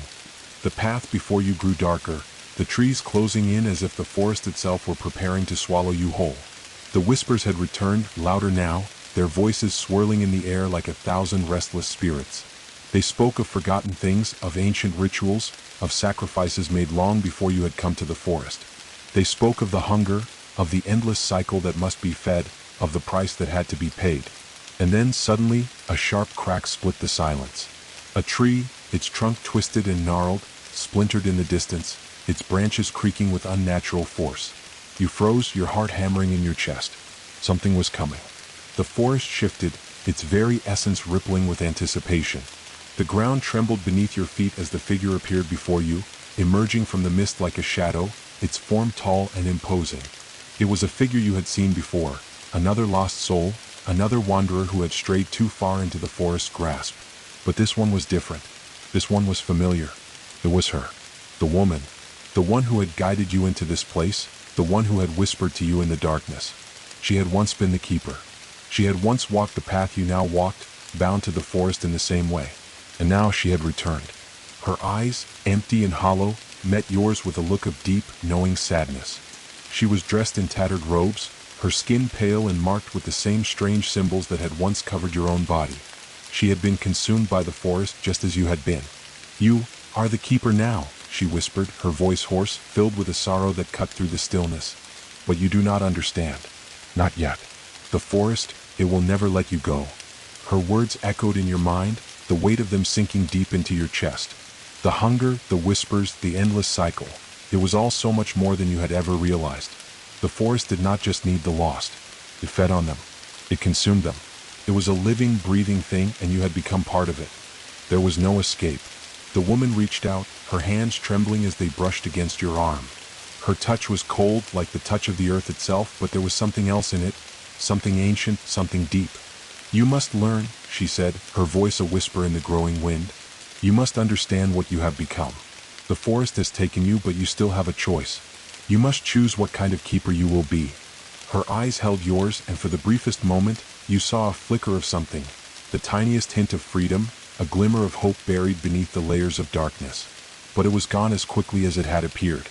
The lost will always come, she whispered, stepping back into the shadows, and you will be the one to guide them.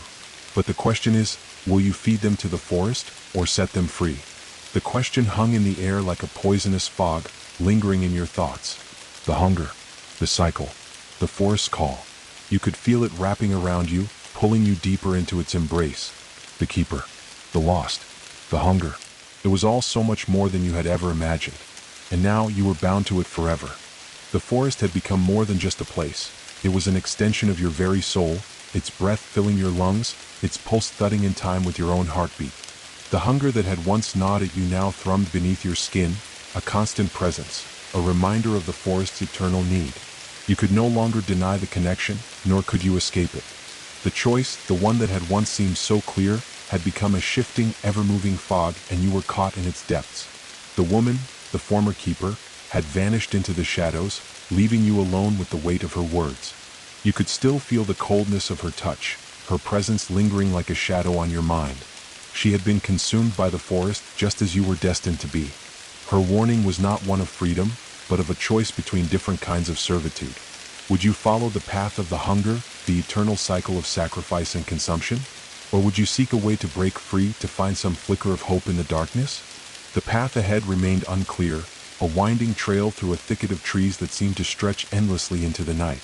The moon was obscured by clouds, casting the forest in an almost unnatural shadow, as though even the stars were afraid to look down upon this cursed place.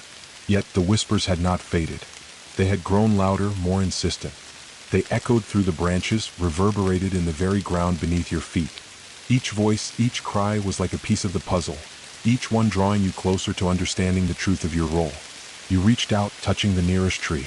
Its bark was rough and alive with the same pulse that throbbed in your veins. The roots beneath you seemed to curl in response, as if they could feel your touch, as if they were responding to your very thoughts. Do you feel it? The keeper's voice filled your mind once again. It was both familiar and foreign, a comforting yet unsettling presence. The forest speaks to you. It calls to you and you answer. But there was something in those words that unsettled you. The keeper had always been certain, always commanding. But now there was a tremor in its tone, a hint of something else, doubt perhaps? Or something deeper, more primal?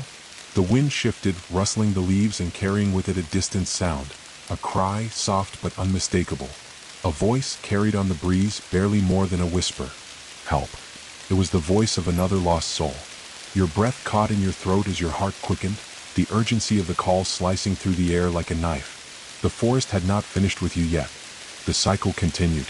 The lost were still coming. You followed the sound, your feet moving instinctively, guided by the whispers of the trees, the pulse of the earth beneath you. The air grew colder, the darkness thickening as you moved deeper into the forest, the shadows closing in around you like walls of blackened stone.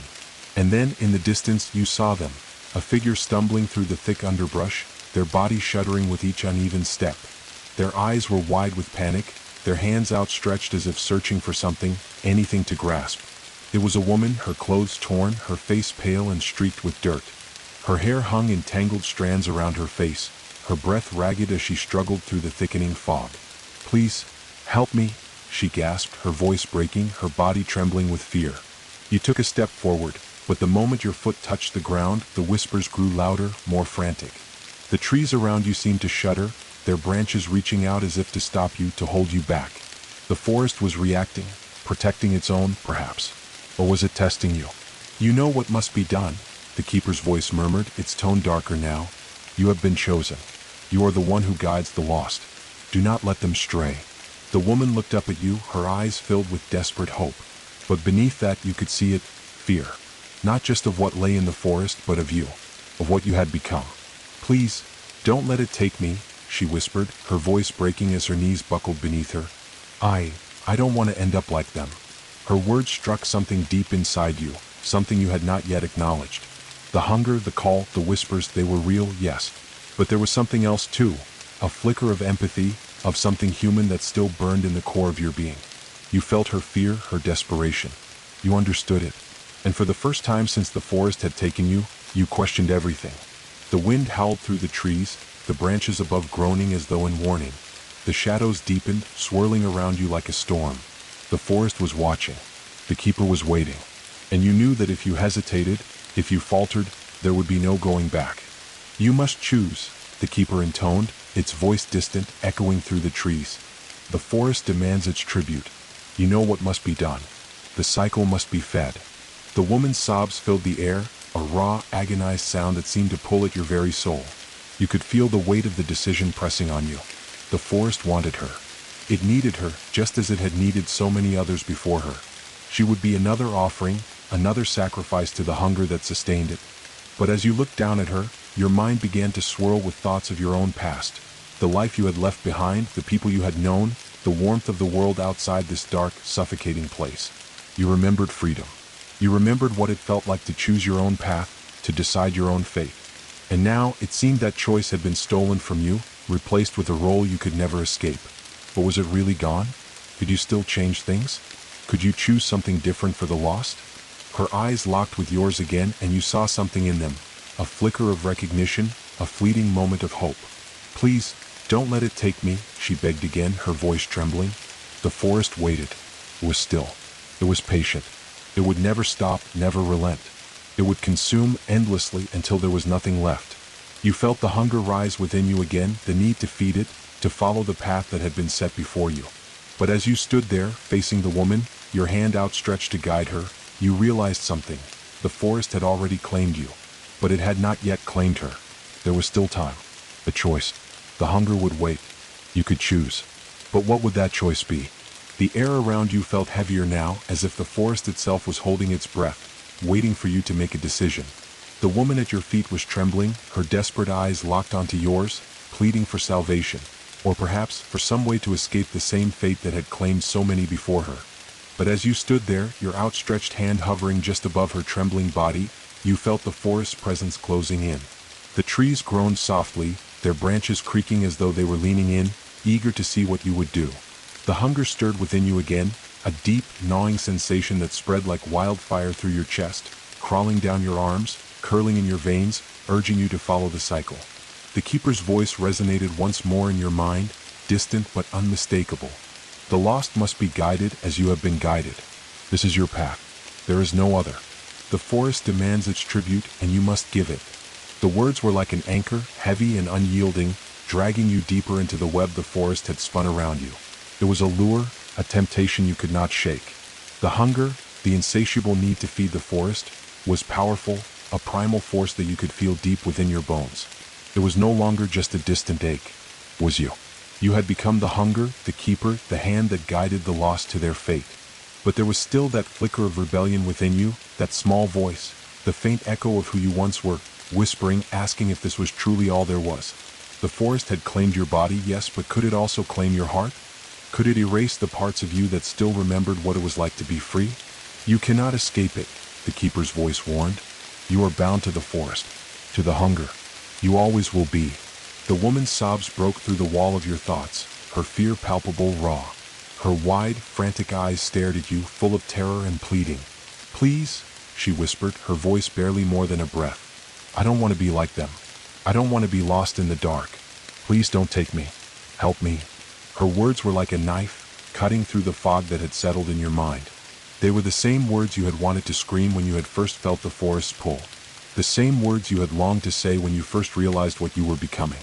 But now, as you stood here, holding her life in your hands, the choice was no longer just hers. It was yours. You could end the cycle, or you could feed the hunger. You could guide her, yes. Lead her into the shadowy depths of the forest, where the trees would claim her, and her soul would be absorbed into the endless hunger. But you could also choose something else. You could protect her. You could defy the keeper. You could defy the forest itself. You are its keeper now.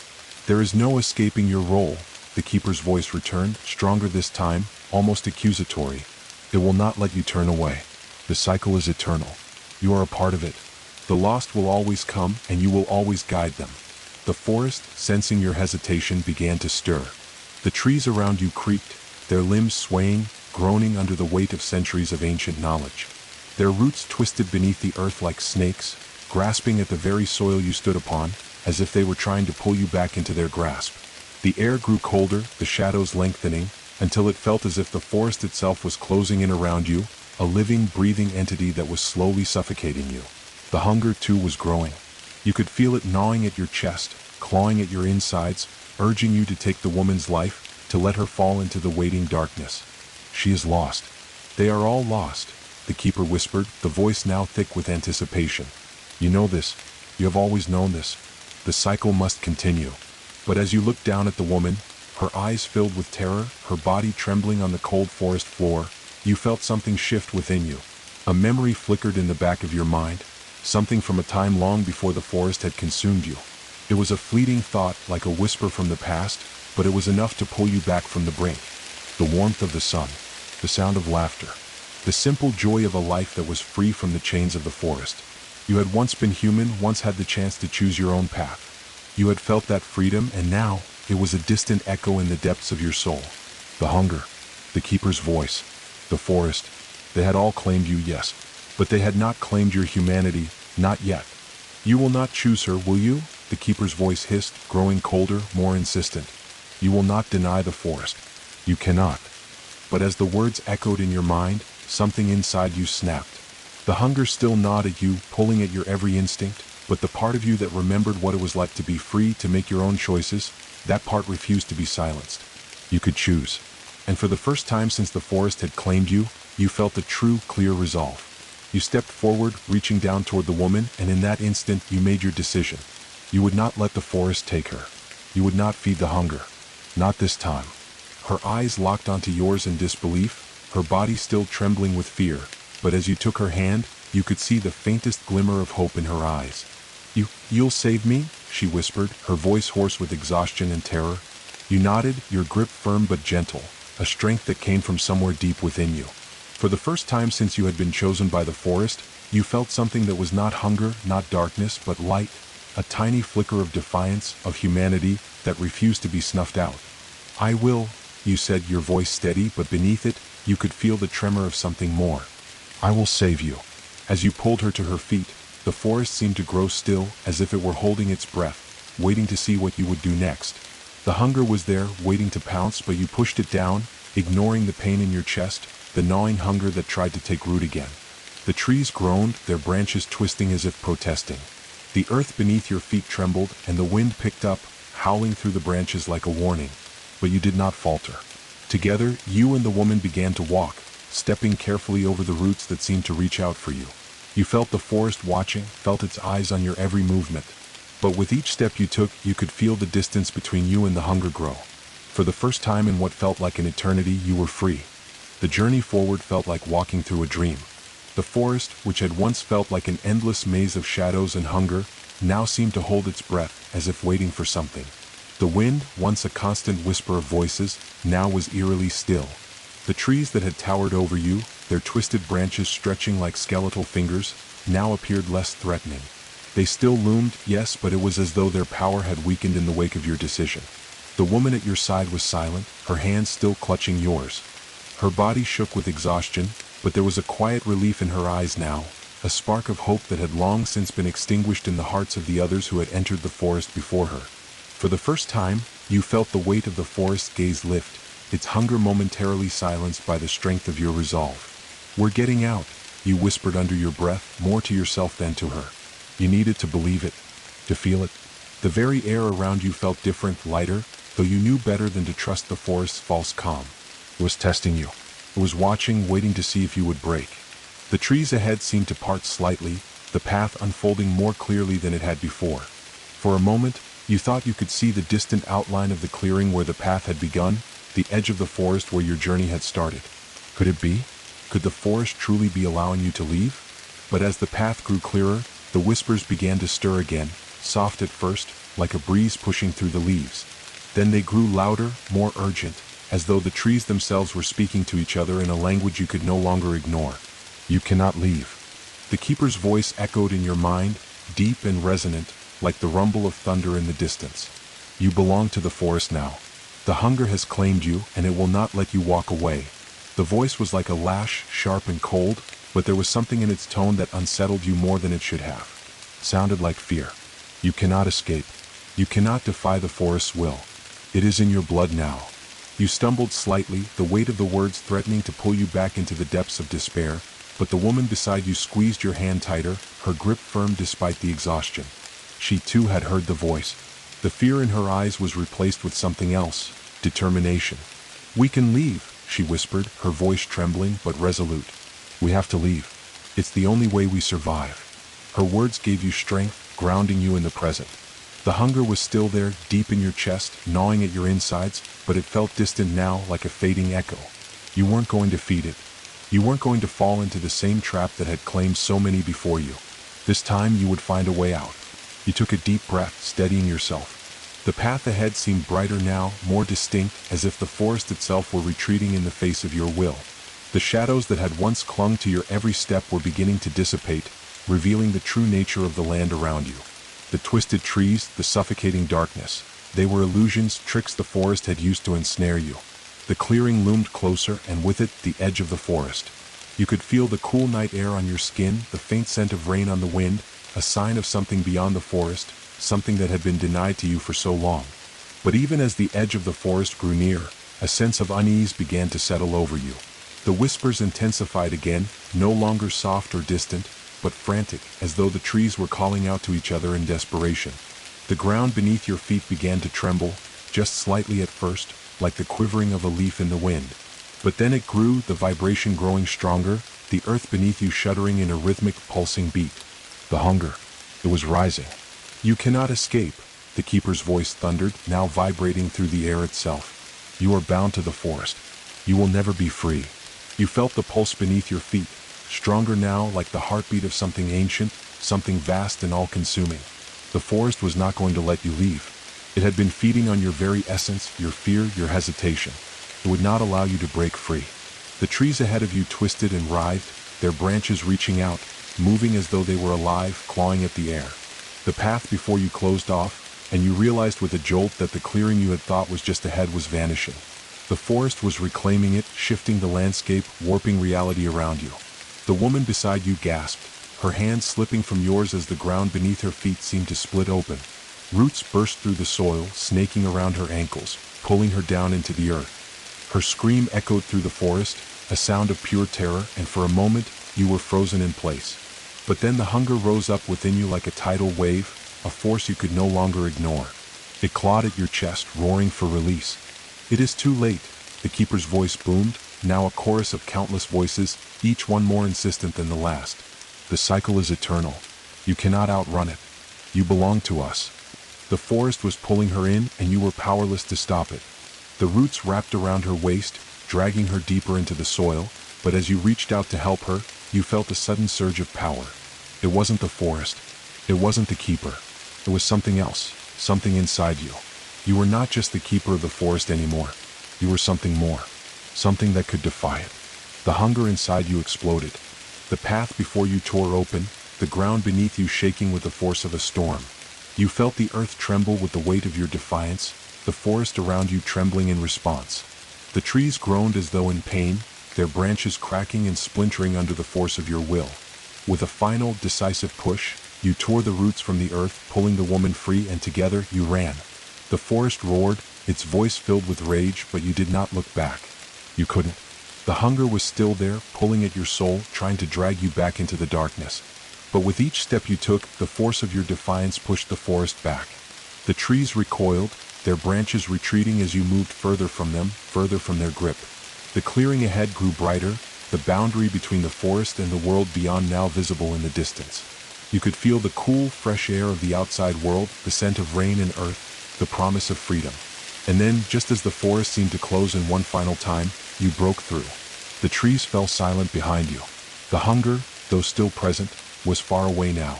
You stood in the clearing, your breath heavy, your heart pounding, and for the first time in what felt like an eternity, you were free.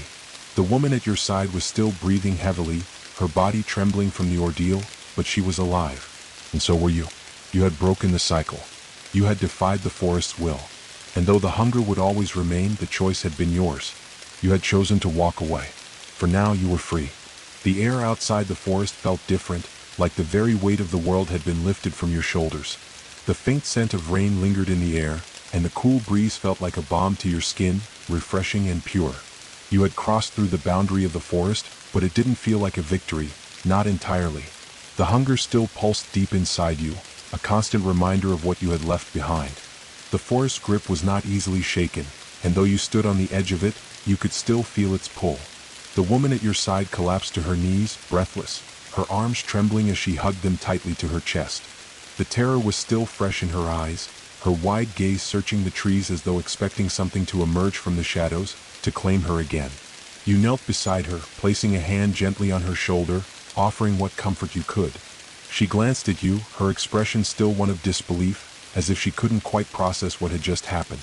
We're really out?" she whispered, her voice strained, raw with emotion.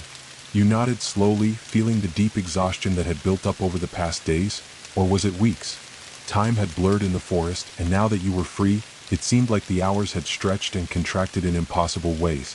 You weren't sure how long it had been since you had first entered the woods, but it didn't matter now. What mattered was that you had crossed the line, left the hunger behind. For now, at least. But even as you tried to reassure her, you could feel the weight of the forest pressing on you, like a phantom limb, still attached despite your escape. The trees, though distant, seemed to loom in the corner of your mind, the whispers still a faint echo in your thoughts. The hunger, always hungry, gnawed at the edges of your soul, reminding you of the forest's power. It would not forget you. It never did.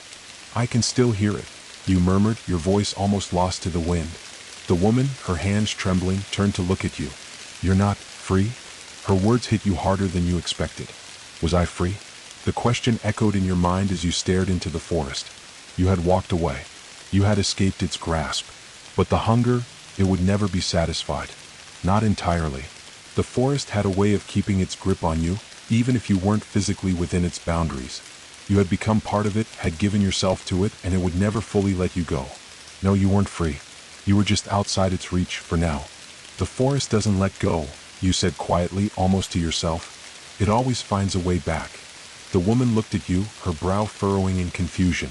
What do you mean? You opened your mouth to answer, but a sharp pain cut through your chest, like a dagger lodged deep inside. It was sudden, fierce, a physical ache that seemed to extend into every part of you. The hunger. You gasped, clutching your chest as the pain intensified. It was as though the very forest was tugging at you, pulling you back toward it. You felt the ground beneath your feet tremble, a subtle vibration, like the distant sound of thunder. It's calling me, you said, your voice barely a whisper. It doesn't matter where I go. I'll always hear it. The woman grabbed your arm, her grip tight with panic. No, please. We're out. You made it. We both did. You can't let it pull you back. But the pull was there, and it was undeniable. The hunger was a constant ache in your chest, a gnawing reminder of the life you had left behind. It wasn't something you could escape by simply walking away. It was woven into your very soul now, as much a part of you as the air you breathed. And worse still, the forest had planted something else inside you, a seed that had taken root, that would grow with every step you took away from it. You stood up slowly, ignoring the ache in your body, the burn of the hunger in your chest. The trees at the forest's edge seemed to reach out to you, their branches trembling as if beckoning you back. You could almost hear their whispers, soft but insistent, their voices familiar now, a constant companion. It was as if they were speaking directly to you, calling you to return to them, to take your place once more as their keeper. But you had come this far. You had to stay free. You couldn't go back. You wouldn't. You took a step forward, your gaze fixed on the distant horizon where the forest began to fade into the darkness. The woman stood beside you, her expression one of fear and uncertainty, but also a glimmer of hope. She was still with you, still alive. That was all that mattered now. You couldn't let the hunger, the pull of the forest, take her too. The forest would keep calling. You knew that, but you would not answer. You could feel the weight of the decision pressing on your shoulders. To leave the forest meant living with the knowledge that it would never truly release you. It would always be there, in the shadows of your thoughts, in the dark corners of your soul. It would always hunger for more, always call out to you, a constant reminder of the cycle you had once been a part of. But you could not give in. You had to choose not to. The woman took a step closer to you, her hand brushing against yours. Her presence, so fragile yet strong in its own way, anchored you. She had made it out too. She was no longer a part of the forest, and neither would you be. No matter how much the hunger pulled at you, you would not return to it. We're out, you said again, this time with more conviction, the words solidifying in your mind like a promise. And we're staying out. The woman nodded, her grip tightening around your hand. For a moment, the two of you stood there, side by side, looking at the edge of the forest and the world beyond. It was a new world, one that was uncertain and unfamiliar, but it was yours. The hunger would remain, a shadow that would follow you for as long as you lived. But the forest's power, its grip over you, had weakened. You had chosen to defy it, to walk away from its grasp, and that choice would carry you forward. Together, you stepped into the world beyond, away from the forest's call, into the unknown. The trees behind you were silent now, their whispers fading into the distance, leaving you with nothing but the sound of your footsteps and the faint promise of freedom. And though the hunger still lingered in your soul, its call no longer controlled you. You had broken the cycle. For now. The journey ahead felt both exhilarating and terrifying, like stepping into a new life after everything you had known had been erased. The world outside the forest was different, brighter but also more fragile. The wind carried a new scent, one of fresh earth and the faintest trace of rain, as if the heavens themselves had wept for what you had left behind. The forest was still there, just beyond the horizon, but now it felt distant, almost like a memory. And yet, despite the distance, the hunger remained, a gnawing, insistent presence inside you. You could feel it, like a cold hand gripping your heart, pulling at you with every step you took away from the forest's edge. The ache in your chest wasn't just physical. It was a deeper, spiritual hunger, a part of you that had been lost and would never be the same again. But you had chosen to walk away. You had chosen freedom. The woman at your side, though visibly exhausted, seemed to draw strength from your shared resolve. Her face was pale, her features still drawn with fear, but there was something different about her now. It was as though, in walking away from the forest, she had shed some of her own burden, her own connection to the place. You both had. You had escaped its suffocating embrace, its unrelenting pull. And yet, with each step, you felt the loss. The forest had been your life for so long, its hunger, its whispers, its cycle of the lost. Had it ever truly been yours to begin with? You could not answer that question. It was too complex, too tangled in the web the forest had woven around you. But now you could choose to face the world outside. How long until it catches up? The woman asked softly, her voice shaking with both fear and something else. Curiosity perhaps, or the desperation to understand what had happened. She glanced at you, her eyes searching for an answer she wasn't sure you could provide. You didn't look at her, not at first. You couldn't. Your gaze was fixed on the horizon, where the land stretched out before you, bathed in the pale light of the moon. It was vast, open, free. But the hunger still pulsed inside you like a heartbeat, steady and unyielding. It wasn't something you could outrun. Not truly. I don't know, you finally replied, your voice hoarse with the weight of the truth. The forest, it doesn't let go. But maybe that's the point. Maybe it's not about outrunning it. It's about living with it even when it's always there. The woman fell silent, and you could feel her looking at you, trying to make sense of your words. But the truth was, you didn't know how to make sense of it yourself. The forest had been a part of you for so long, and now, even though you had walked away, you felt its presence in every step, in every breath. The hunger would never truly be gone. What happens now? She asked, her voice barely more than a whisper. You took a deep breath, trying to find some sense of clarity in the tangled mess of thoughts that filled your mind. What happened now? That was the question, wasn't it? You had escaped the forest, yes, but the world beyond it was as foreign to you as the forest had once been.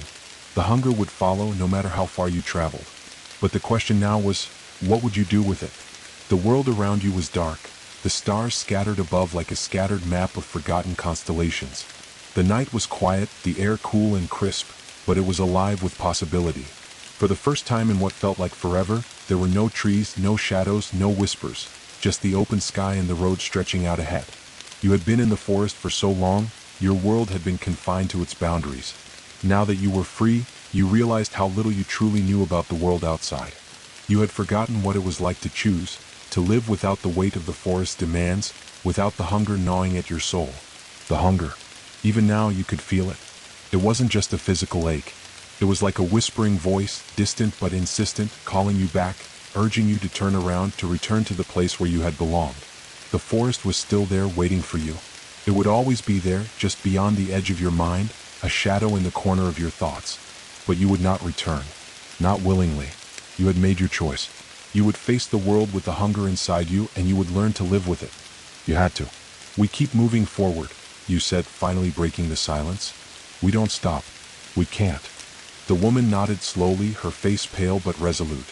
She looked at you, and for the first time since you had left the forest, you saw something in her eyes, a spark of hope. She didn't know what lay ahead, but she knew one thing. She was no longer alone. You weren't alone either. You both stood at the edge of the world, looking out into the unknown. The hunger might never leave, but that didn't mean it had to define you. It didn't mean it had to control you. You had chosen your path. Now you would walk it. You began walking forward again, the sound of your footsteps mingling with the faint rustling of the wind. The road ahead was long, winding, uncertain, but it was yours. The forest was behind you, its whispers fading into the distance, but the hunger, always the hunger, lingered, ever present, a shadow that would walk with you. And so you walked on, step by step, together. Even as the hunger gnawed at your insides, even as the forest's call echoed faintly in your mind, you would not stop. You would not turn back. You were no longer the keeper of the forest. You were your own keeper now. The journey continued as you and the woman walked side by side, the dark world stretching endlessly before you. Each step felt heavier, as if the land itself was testing your resolve. The road was rough beneath your feet, winding through forests that seemed less ominous than the one you had escaped, but still holding a sense of hidden danger. The air felt thick, as though it were burdened by the remnants of what you had left behind. The hunger was there. It always was, like a storm on the horizon, threatening to consume you. But you had made your choice, you wouldn't go back. You couldn't. Yet every breath you took felt like a battle against the pull of the forest. Every heartbeat was a reminder that you would never truly escape. The hunger was in your veins, in your mind, in your very soul. You're quiet, the woman said softly, breaking the silence that had hung between you for hours. Her voice sounded fragile but steady. Are you all right? You glanced at her, noticing for the first time how pale her face had become. The ordeal of the forest had left its mark on her, just as it had on you. You could see the same haunted look in her eyes that mirrored your own. The fear. The uncertainty. It was as though she, too, had been forever altered by the experience. But there was something else, something deeper, hidden beneath her gaze. Perhaps it was hope. It flickered faintly in the way she held herself, the way she pressed on despite everything that had happened. She, too, had made it out of the forest, and though the weight of the experience would never leave her, she was still standing. And for that you were grateful. "I'm not sure," you replied, your voice carrying the weight of uncertainty. "The hunger, it doesn't stop. I thought I could outrun it, but it's always there, just beneath the surface. I can feel it, calling." She nodded, her expression a mixture of empathy and concern. "I feel it too," she admitted quietly, "but I think we can find a way to live with it." Her words struck a chord deep within you, stirring something you hadn't allowed yourself to consider before. Was that possible? Could you really live with the hunger even when it was a part of you? It was a strange thought, one that seemed almost impossible. But her voice, steady, quiet, gave you the faintest glimmer of hope. If she could live with it, perhaps you could too. You both continued on in silence for a while, the only sound the crunch of the earth beneath your feet and the occasional rustle of leaves in the trees around you. The forest, though still looming in the distance, seemed less threatening now. The weight of the hunger had dulled somewhat, even if it still lingered like an insistent pulse in your chest. It wasn't gone. It never would be. But it was manageable. "What do we do now?" she asked, breaking the silence once more, her voice tentative, almost afraid to ask the question. You thought for a moment, your mind swirling with thoughts. The road ahead seemed endless, and you couldn't deny that you were afraid. Afraid of what the future held. Afraid of what you had become. But there was something else as well, a kind of determination. You couldn't keep running forever. The forest had already taken so much from you. The hunger was a part of you now, a part of your being, but it didn't have to define you. You had to find a way to live, to move forward. "We keep moving," you said finally, your voice more certain than you felt. "We don't stop. We find somewhere to rest, somewhere safe. And we keep going." Her eyes softened as she nodded, her fingers curling around the straps of her worn pack. "I'll follow you, wherever you go." Her words were simple, but they held a promise that settled in your chest. You were not alone. She had made it out of the forest with you, and now, even though the hunger still gnawed at both of you, you weren't facing it alone. The weight of that was enough to keep you moving forward. As you walked, the land around you began to change. The road began to widen, the trees giving way to open fields and rolling hills. The air was fresher, the earth beneath your feet firmer, as if you were leaving the remnants of the forest behind. Still, the hunger remained, a constant pulse that threatened to drag you back, but you refused to let it win. You and the woman passed through small villages where people still lived their lives unaware of the dark force that lurked in the forests beyond. You kept to the edges of these places, moving quickly, not wanting to draw attention. You didn't speak of the forest to anyone. You couldn't. The hunger was a secret, one that would remain locked inside you, shared only between the two of you. To speak of it would be to invite its power into the world again, and you couldn't do that. As days passed, the hunger grew quieter, or perhaps it was just that you had become more accustomed to it. You still felt it like a dull throb in your chest, but you had learned to live with it. For every moment of weakness, there was also strength. For every hunger pang, there was a quiet resolve to keep going. The woman beside you grew stronger as well, her resolve firming with each passing day. She had not given in to the call of the forest, and she wasn't going to. Neither of you was going back. One evening, as you made camp by the side of the road, you sat together by the fire. The crackling of the flames was a comfort, a small thing to hold on to in the vastness of the world. The stars above were bright, the night air crisp, and for a fleeting moment, you almost felt at peace. "We're going to be all right, aren't we?" she asked, her voice breaking the silence once more. She was staring into the fire, her face illuminated by the flickering light. You didn't answer immediately. The hunger was still there, lurking in the depths of your mind. You still carried the weight of the forest with you, even though you had walked away. But there was something else now, a quiet strength, a determination to move forward, to live with what you had become. "I think we are," you said, the words surprising you. You hadn't known if you could ever say them. "I think we're going to make it." And for the first time in what felt like forever, you felt a small glimmer of hope. Maybe the hunger would always be there. Maybe you would always carry the forest inside you. But as long as you kept moving, as long as you kept walking forward, there was still a chance. A chance to live, a chance to be more than the sum of what the forest had made you. And maybe, just maybe, that was enough. The fire crackled softly, its warmth wrapping around you like a blanket, offering comfort in the growing chill of the night. The sky above was vast, endless, and for the first time since you had stepped foot in the forest, you could see the stars clearly, real, untainted by the oppressive canopy that had once surrounded you. There was a kind of beauty in the night that you hadn't fully appreciated before. The stars felt like a beacon, guiding you forward, reminding you that there was still a world beyond the forest's grasp, a world that wasn't entirely consumed by shadows. As the woman beside you stirred, poking at the fire with a long stick, you felt a strange sense of peace settle over you, one that you hadn't known in a long time. The hunger still lurked within you, but it was quieter now, as if the forest, recognizing your defiance, had reluctantly retreated into the shadows. You could feel it, yes, but it wasn't all-consuming. It no longer had the power to take control of your every thought. "How far do you think we've come?" she asked, her voice soft and thoughtful as she watched the flames flicker. You took a deep breath, leaning back against the rough bark of the tree behind you, letting the cool night air fill your lungs. The road you had walked seemed endless, winding through unfamiliar terrain, past villages that whispered of old legends, of woods too dark to enter, of things lost to the forest. You had left all that behind, but it felt like the road ahead was just as unknown. "I'm not sure," you answered honestly, "but I know we're still moving. We can't stop." There was a weight to your words, an unspoken truth that hung in the air between you. Neither of you could afford to stop, not yet. The hunger, though dormant for now, was still a threat, always present in the back of your mind. But it was more than that. The forest had left its mark on you, on both of you, and you knew that even as you moved farther from it, its grip would never fully loosen.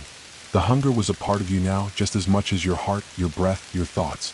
The woman shifted beside you, her face illuminated by the firelight. "Do you think it'll ever stop calling us?" she asked, her voice so quiet it almost got lost in the rustling of the leaves. You didn't answer immediately. The question had lingered in your mind, too. Would it ever end? Would the pull of the forest ever truly fade? The hunger was a thread that tied you to the darkness, to the endless cycle of the lost. But you had chosen to leave that behind. You had chosen to walk away. Could you break free from the forest's hold? Could you truly live without its whispers in your mind, its shadows in your heart? "I don't know," you admitted, "but I think that's what we have to figure out. One step at a time." She nodded, her gaze distant as she stared into the fire. The flickering flames danced in her eyes, casting shadows that seemed to move with the shifting light. You could see the exhaustion in her face, the weight of what she had gone through, but also a quiet resolve that mirrored your own. She had fought the forest just as you had, and together you had made it out. The road was long, and the future was uncertain, but there was something in the way she held herself now, a strength that had not been there when you had first met her. She was no longer just a survivor of the forest. She was someone who had learned to live with its darkness, to carry it with her, but not let it consume her. She was learning to live with the hunger just as you were. And that, you thought, was the key. It wasn't about outrunning the hunger. It wasn't about denying the forest's pull. It was about learning to live with it, to acknowledge it without letting it take over. You couldn't escape the past, but you could choose how it defined you. "We're not the same people we were when we entered that forest," you said, the words coming out before you even realized you were speaking them. "And maybe that's a good thing." She looked at you, her brow furrowing slightly, as though trying to understand the weight of your words. You saw the flicker of realization in her eyes, as though she, too, was beginning to understand what you meant. "You're right," she said softly. "We're not the same. And maybe that's the point. We can't go back to who we were. We can only keep moving forward." There was a quiet moment of understanding, the kind that didn't need words to make sense of it. The road ahead was unknown, yes. It was still filled with uncertainty, with dangers that you couldn't even imagine. But there was a certain clarity in knowing that you didn't have to face it alone. And more importantly, you didn't have to face it as you once had. The hunger would always be a part of you. The forest shadow would never truly leave. But as long as you kept moving, kept walking away from the past, you could choose what that hunger meant. You could choose how it shaped you. As the fire burned down to embers, you both fell into a comfortable silence.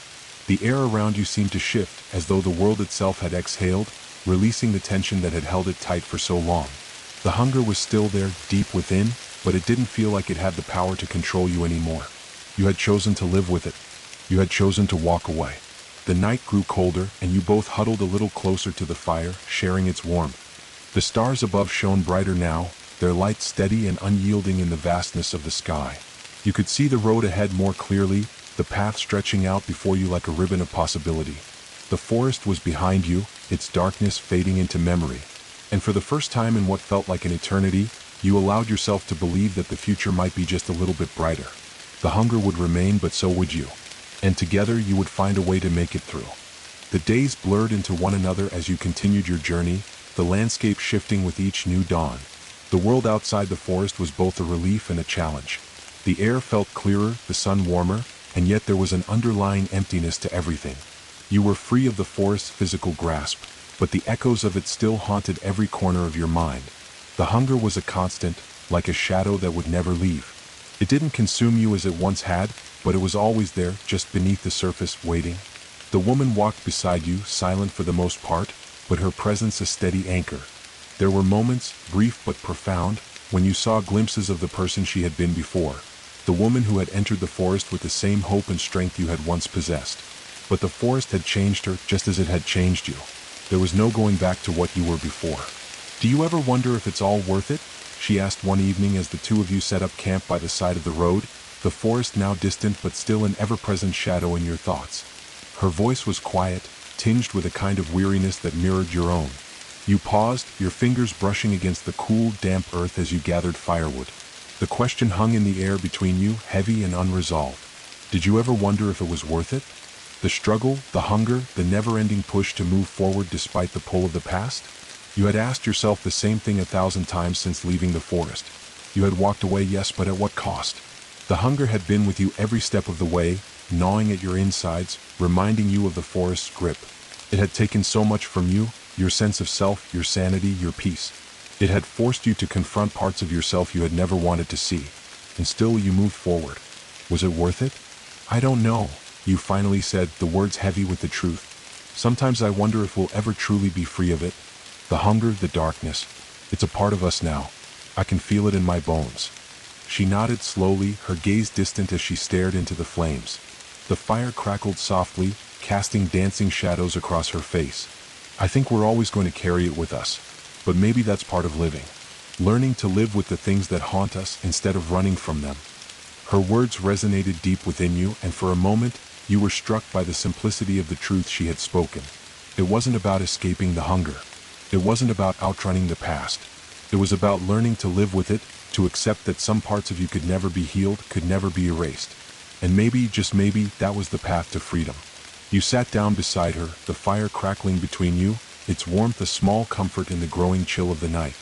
The world around you was silent, save for the occasional rustle of leaves in the wind, the distant hoot of an owl, and the crackling of the fire. There was peace here, a kind of fragile peace, but it was peace nonetheless. "How do we keep going?" she asked after a long pause, her voice barely above a whisper. "When it feels like everything is lost?" You looked at her, really looked at her for the first time in days. Her face was drawn with exhaustion, her eyes dull with the weight of the journey. You could see the scars the forest had left on her, both seen and unseen. But there was something in her that hadn't been there when you first met her. A resilience. A quiet strength that had been forged in the heart of the darkness. "We keep moving," you said, your voice firm, even though you didn't know where the words came from. "We keep going because we don't have any other choice. The hunger is there, yes, but so is everything else. The world is bigger than the forest, and we've made it this far. That has to count for something." She didn't respond right away, but you could see her processing your words, weighing them against the heaviness she carried. The weight of the past, the weight of the hunger. And yet, as the fire flickered and the night stretched on, there was something in her eyes, a flicker of hope or perhaps acceptance, that had not been there before. "I think you're right," she said softly. "We can't stop. We can't go back. No matter what." Her words, simple as they were, held a kind of finality. You both knew without speaking that the path ahead would not be easy, but it was the only path. The hunger would remain. The forest would always be a part of you, but you had made it out. You had chosen to leave. And that choice, no matter how hard, no matter how impossible it felt, was your freedom. The night stretched on, the fire crackling as the two of you sat in silence, each lost in your own thoughts. The road ahead was uncertain, and the hunger still gnawed at your insides. But the weight of it didn't feel as crushing as it once had. Perhaps it would never leave, but that didn't mean it had to control you. You could learn to live with it. You could choose to face it and move forward. The forest was behind you, its shadows receding into the distance. The hunger was still there, but so were you. And together you would find a way to make it through. The days continued to stretch on as you and the woman walked further away from the forest's edge, the memory of it lingering like a fog in your minds.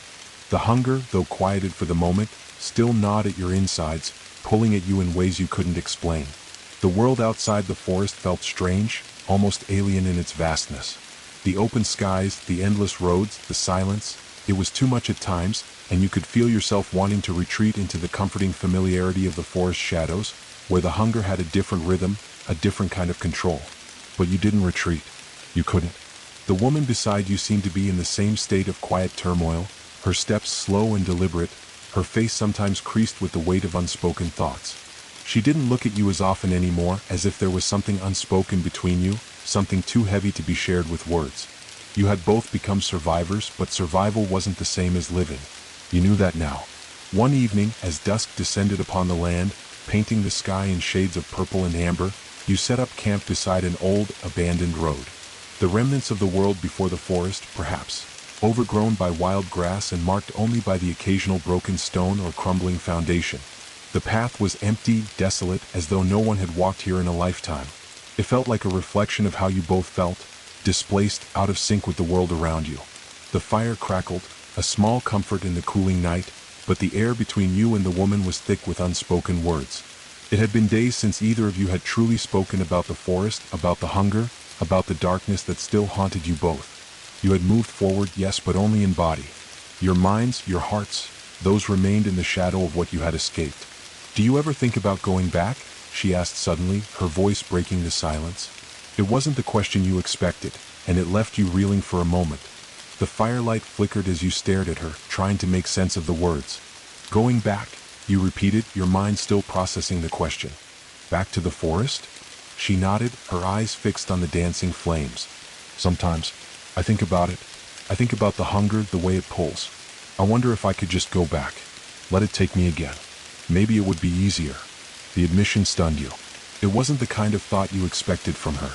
The forest had done terrible things to both of you, and yet she was still considering it? Returning to the place that had nearly consumed you both? But as the word sank in, you understood. The hunger was powerful, seductive in its own twisted way. It had a way of making you feel like it was the only thing that could fill the empty spaces inside you. The forest had been a prison, but at least it was familiar. The outside world, with all its uncertainty, was far more terrifying than the darkness you had left behind. You swallowed hard, taking a deep breath before speaking, your voice quieter than you intended. "You're not the only one who thinks about it. I do too." She turned to look at you then, her face softened by the firelight, her expression unreadable. You could see the conflict in her eyes, anger, fear, pain, but also a quiet understanding. She had been through the same darkness as you. She knew what it meant to hunger for something you could never have. "It's hard," she said, her voice barely above a whisper. "It's like a hole in you, and no matter how far you run, no matter how much time passes, it's always there. And it's so easy to think that going back would be easier, that the forest would take you in, let you rest. But it's not the same, is it?" You shook your head slowly, a lump forming in your throat. "No, it's not the same. It never was. The forest doesn't give you peace. It just takes. It takes until you have nothing left." The hunger surged within you at the thought, a sharp reminder of the depths of the forest's grip. It wasn't just a physical ache. It was deeper than that, emotional, spiritual. It reached into parts of you that had been buried deep beneath the surface. The hunger, the darkness, the call of the forest, they were all a part of you now. They had shaped you, broken you, and yet, in some twisted way, they had made you stronger. But there was still a part of you, a small, dangerous part, that longed to return to that place. To let the forest consume you again, to let it fill the emptiness that gnawed at your soul. The woman stared at the fire for a long time, her gaze distant, almost lost. "How do we keep going then?" she asked quietly. "If we can't go back, if the hunger is always there?" The question hung in the air, and you realized that it was the same question you had been asking yourself every day since you had walked out of the forest. How did you keep going when the very thing that had defined you was still inside you? You looked at her, the weight of your shared struggle settling on your shoulders. "We keep moving," you said, the words coming from some deep well of resolve. "One step at a time. We don't have to understand everything right now.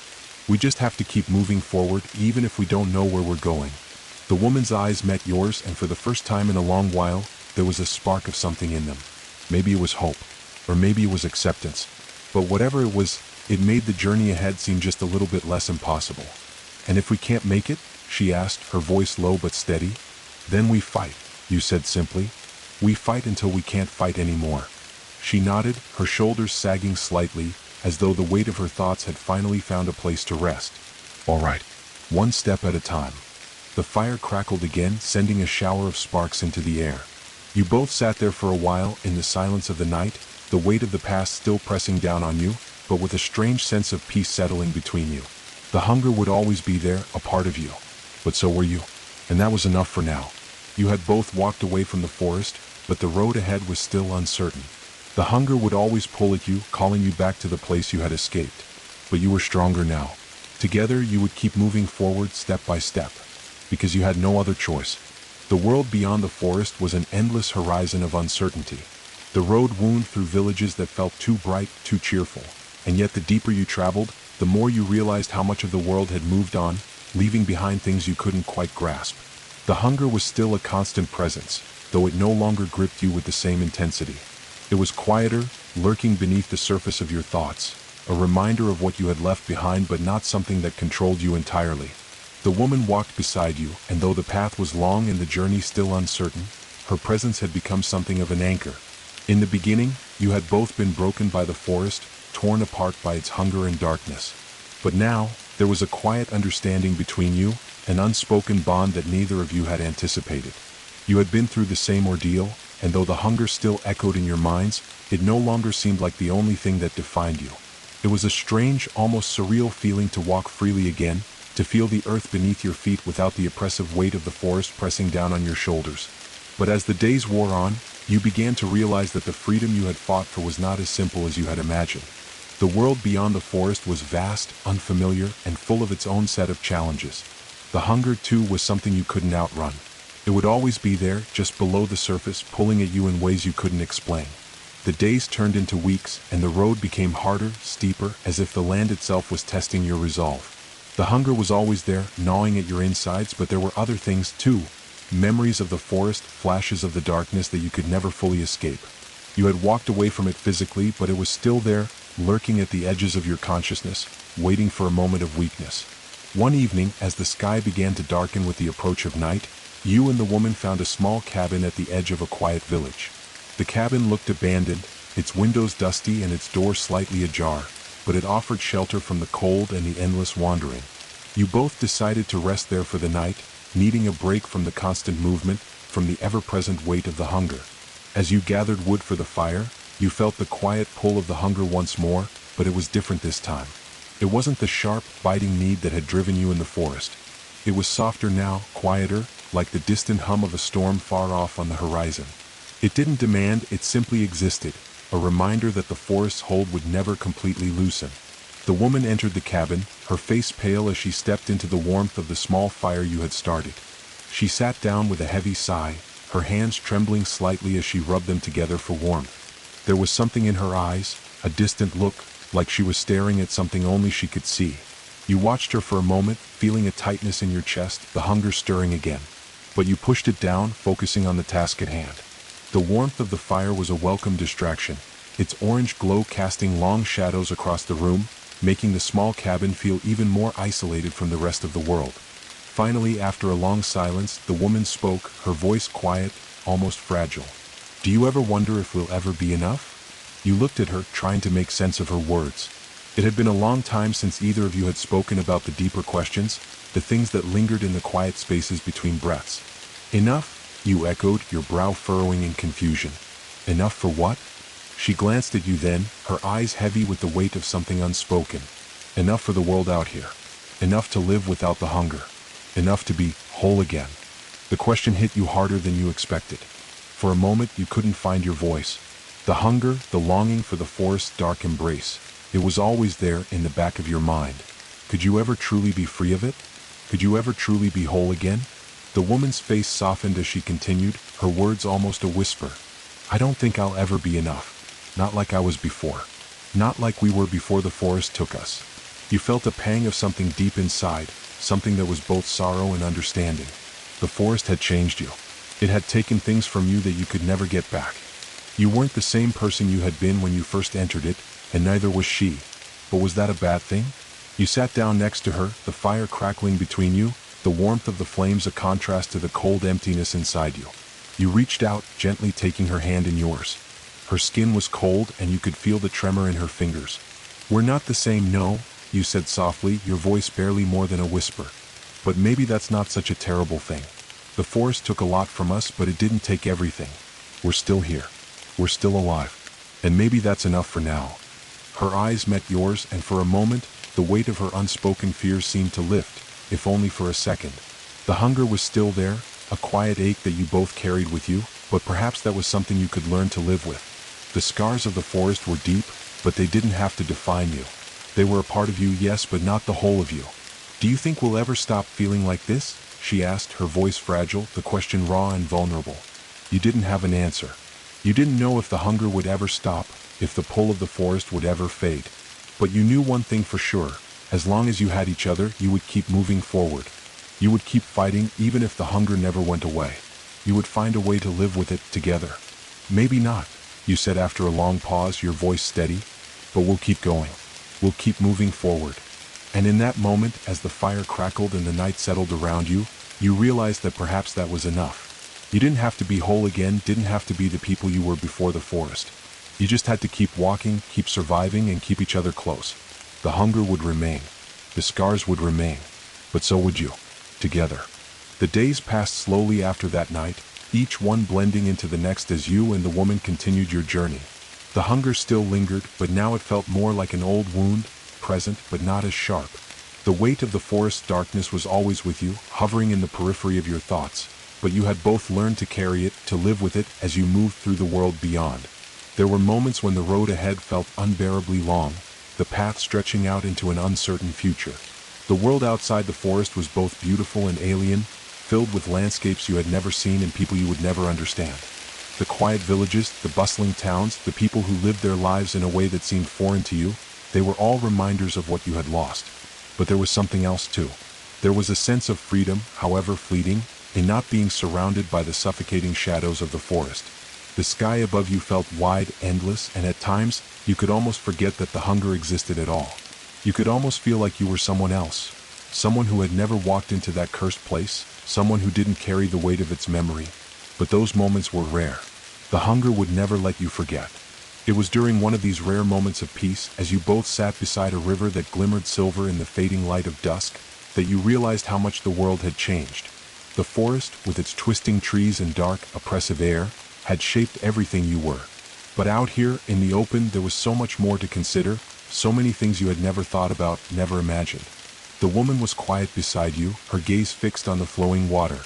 She had been silent for most of the day, lost in thought, and you could sense the same quiet turmoil that had been with her since the forest. The hunger was not just a physical thing, it had been planted deep in your soul, and no matter how far you walked, you would never be free of it. But tonight was different. There was something in the air, a tension that was not like the usual weight of the hunger. It felt like something was coming, something you couldn't yet understand. Do you ever feel like there's something more to all of this? She asked suddenly, breaking the silence. Her voice was soft, but there was an edge to it, a trace of something that suggested she too could feel the shift in the air. You turned to look at her, surprised by the question.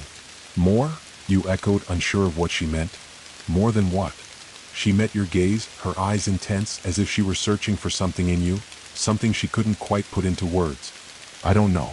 But sometimes I feel like we're not just running from the hunger. Like there's something else we're supposed to find. Something we haven't figured out yet. Her words struck you deeply. You had been so focused on survival, so consumed by the drive to outrun the forest and its endless pull, that you had never stopped to consider what else there might be. The hunger, the forest, the escape. Those had been the driving forces, the things that defined your every move. But now, as you looked at her, you wondered if maybe she was right. Maybe there was something else waiting for you. Something you had been blind to, consumed by the need to leave the past behind. What do you think it is? You asked, your voice barely more than a whisper. She hesitated, her gaze turning back to the river, where the water shimmered in the fading light. I don't know, but I feel it like a pull. Like we're being led somewhere, even though we don't know where. You didn't know what to say to that.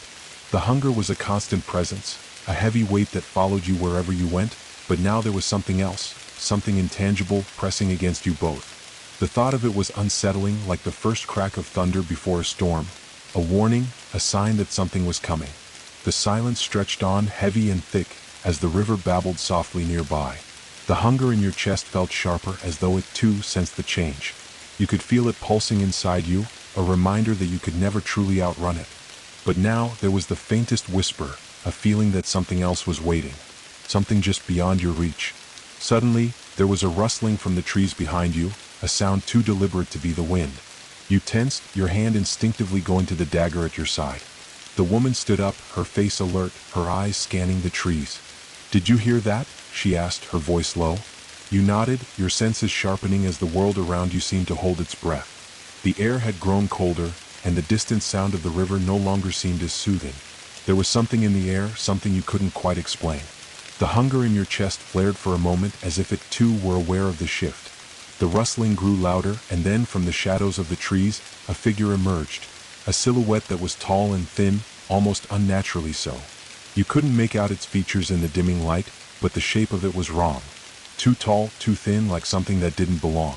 The hunger flared again, but this time it wasn't just a pull. It was an urge. A need to understand, to confront whatever this thing was. The woman took a step back, her eyes widening in fear. "What is that?" she whispered, her voice trembling. You didn't know. But you knew it was no ordinary traveler, no lost soul wandering in the dark. This thing, whatever it was, felt different. It felt wrong. The figure stepped closer, and you could finally see it more clearly. Its limbs were too long, its movements unnervingly slow. Its face was obscured by a hood, but its eyes, if they could be called eyes, were hollow black pits that seemed to swallow all light. And as it moved closer, you could feel the weight of it, like the air around you was thickening, growing heavy with some unseen presence. Your heart pounded in your chest, the hunger now a sharp, painful thing that seemed to claw at you from the inside. This was no ordinary traveler. This was something born from the darkness. Something that had crossed over from the realm you had tried to escape. And in that moment, you knew that the world beyond the forest was not as simple as it had seemed. There was more to this world than you could have ever imagined. And it was coming for you.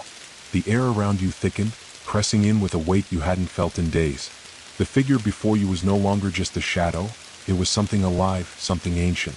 Its presence seemed to warp the world around it, bending the very air in ways you couldn't comprehend.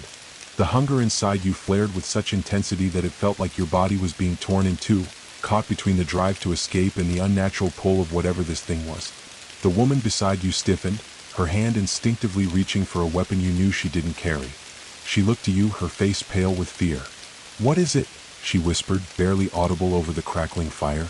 You swallowed hard, trying to steady your breath, but the air felt so thick, so heavy, that every inhalation seemed to burn. "I don't know," you answered, your voice strained. "But it's not human." The figure took another step forward, its movements unnaturally slow, deliberate. With every step, the forest seemed to grow quieter, the rivers babbling a distant memory. The very night itself seemed to bend toward it, as though the darkness had become a living thing that moved in time with its every motion. And then it spoke. The voice that emerged was not what you expected. It wasn't a whisper or a growl. It was like the wind through the trees, like the rustling of leaves at the edge of your perception. Faint, distant, and yet somehow inside your mind. "You carry the mark." The words echoed in your chest, reverberating in your bones. The hunger within you responded with an unbearable intensity, pulling and twisting inside your body, urging you to reach out, to understand, to give in.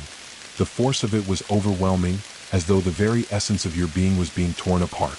The woman stepped closer to you, her hand trembling as it reached for your arm. "What does it mean?" she asked, her voice barely a whisper. You couldn't answer. "The mark? What mark?" But the figure before you seemed to know, its hollow eyes boring into yours with a depth that seemed to stretch into eternity. "The forest has claimed you," the figure said, its voice like the shifting of mountains, old and weary. "It has touched you, and now you are bound to it. You cannot escape the pull of the dark." The words sliced through you like a blade. The hunger surged again, overwhelming you with its force. Bound to it? Was that why it never let you go? Was that why, no matter how far you ran, the hunger always found its way back? You felt a sharp, desperate need to fight, to escape, but it was as if the hunger and the figure before you were one and the same. As though the forest, the shadows, and the darkness had taken root inside of you, and now it was calling you back. The woman next to you looked terrified, her body frozen as she took a step back. "We don't belong to the forest anymore," she said, her voice trembling with fear. We left. The figure tilted its head, a sound like dry leaves crackling in the wind emanating from it. "You left, yes," it said. "But the forest never leaves you. You were marked the moment you stepped into its depths. The hunger that calls to you is part of that mark." It will never fade. The words felt like a sentence. The hunger inside you stirred again, a sharp ache, a pull, a whispering promise that was both comforting and terrifying. You could almost feel the forest calling to you, a distant memory of the way it had embraced you, swallowed you whole, and yet you were not the same person you had been. You had fought your way out. You had escaped. Or so you thought. No, you whispered, shaking your head, trying to deny it. We left. We're free. We don't belong to it anymore. The figure seemed to pause, considering your words, and then, with a flicker of something akin to amusement in its hollow eyes, it took another step forward. The hunger flared once more, clawing at your insides, but this time it was different. There was something almost familiar about it, something inviting. You think you can escape the forest's touch? The figure's voice was soft now, like a murmur in your mind, gentle but insistent. The hunger is not just a curse. It is a part of you. The forest does not give without taking, and it has taken what is most precious. The mark is in your blood, in your soul. The woman beside you took a shaky breath, her fear palpable. We won't go back, she said, the words full of defiance, even as the trembling in her voice betrayed her. But the figure only smiled, a smile that was not a smile at all, but a twist of something far darker, far colder. The hunger stirred again, and this time, it felt like something was awakening. The pull was stronger than before, more urgent, more real. You will return, it said, its voice now a command resonating deep in your chest. You will return to the place where it all began. And when you do, the hunger will have you. Forever. The words seemed to reverberate in the very air around you. The hunger surged again, sharp and insistent, like a needle being driven into your soul. You could feel the pull, the invitation to go back, to return to the place where it all began. The forest, the darkness, the hunger that had consumed you. It was all so close now, so tempting, so overwhelming. But then, as if a barrier had been broken, you felt something shift inside you. A flicker of resistance, a spark of defiance. You looked at the woman beside you, her fear still evident in her eyes, but something else was there now. Something shared between the two of you, something stronger than the hunger. And in that moment, you realized that the forest had taken much, but it had not taken everything. It had not taken your will. Not yet. No, you whispered, your voice trembling but full of conviction. We won't go back. The figure seemed to consider this, its hollow eyes narrowing, a quiet chuckle rising from deep within its chest. You will see, it said. You will see the truth when the forest calls you home. And with that, the figure turned, its long limbs moving slowly, deliberately, until it disappeared into the darkness of the trees, leaving behind an eerie silence. The hunger still burned within you, but now you knew what it truly meant. It was not a simple ache. It was a bond. A curse, yes, but also a promise. The forest had claimed you, and no matter how far you ran, it would always be there, waiting. The woman looked at you, her face pale, her body trembling. What now? She asked softly. You didn't know. The road ahead was still uncertain, the darkness still waiting. But one thing was clear. You weren't free. Not yet. And the hunger would follow you no matter where you went. But for now you had each other. And together you would face whatever came next. The forest had always been a presence you couldn't quite escape, but now, with the figure's cryptic words lingering in the back of your mind, its pull felt more real than ever. The hunger was no longer just an ache inside you. It had become a quiet, insistent voice, calling you back to the darkness, whispering promises of something greater, something you didn't yet understand. And as the figure disappeared into the shadows, leaving you standing at the edge of that vast, dark expanse, you knew the choice was no longer simple. It wasn't a matter of running anymore. The hunger had marked you, had etched its presence into the very fabric of your being.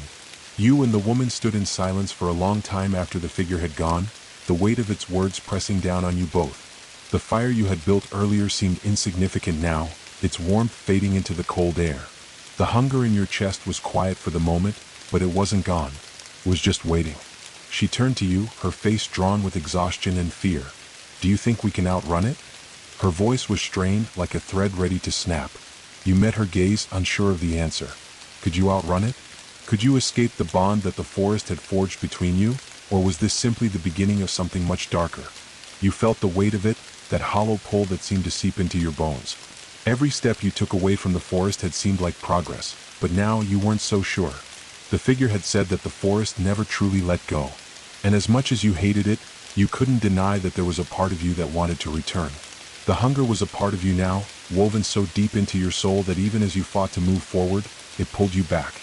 I don't know, you said softly, the words tasting bitter in your mouth. I thought we could. I thought we had escaped. Her eyes darkened as she nodded, her hand tightening around the hilt of her knife. We've been running for so long, haven't we? But now, it feels like we're running in circles. The hunger stirred inside you at her words, a cold, gnawing sensation that made your insides ache. Was she right? Had you been running in circles? The forest had always been there, waiting for you, and no matter how far you walked, it felt like you were never truly free. The idea of returning seemed impossible, but so did the idea of living without the hunger that tugged at you, like a thread pulling at the very core of your existence. We can't go back, you said, more to yourself than to her. We can't let it take us again. It's not worth it. The forest doesn't give peace. It only takes. She didn't respond right away, her gaze flicking toward the distant trees where the figure had vanished. Her brow furrowed as she seemed lost in thought. But what if it's not about escaping? She asked after a moment, her voice quieter now. What if it's about understanding? What if there's more to the hunger than we think? Her words were like a spark in the dark, lighting up something inside you. Could it be true? Could there be more to this than the endless cycle of running, hiding, and surviving? Was the hunger truly a curse, or was it something else? Something deeper, more ancient, that you hadn't yet understood? Before you could answer, a loud crack echoed through the air. Both of you turned instinctively, eyes wide with alarm.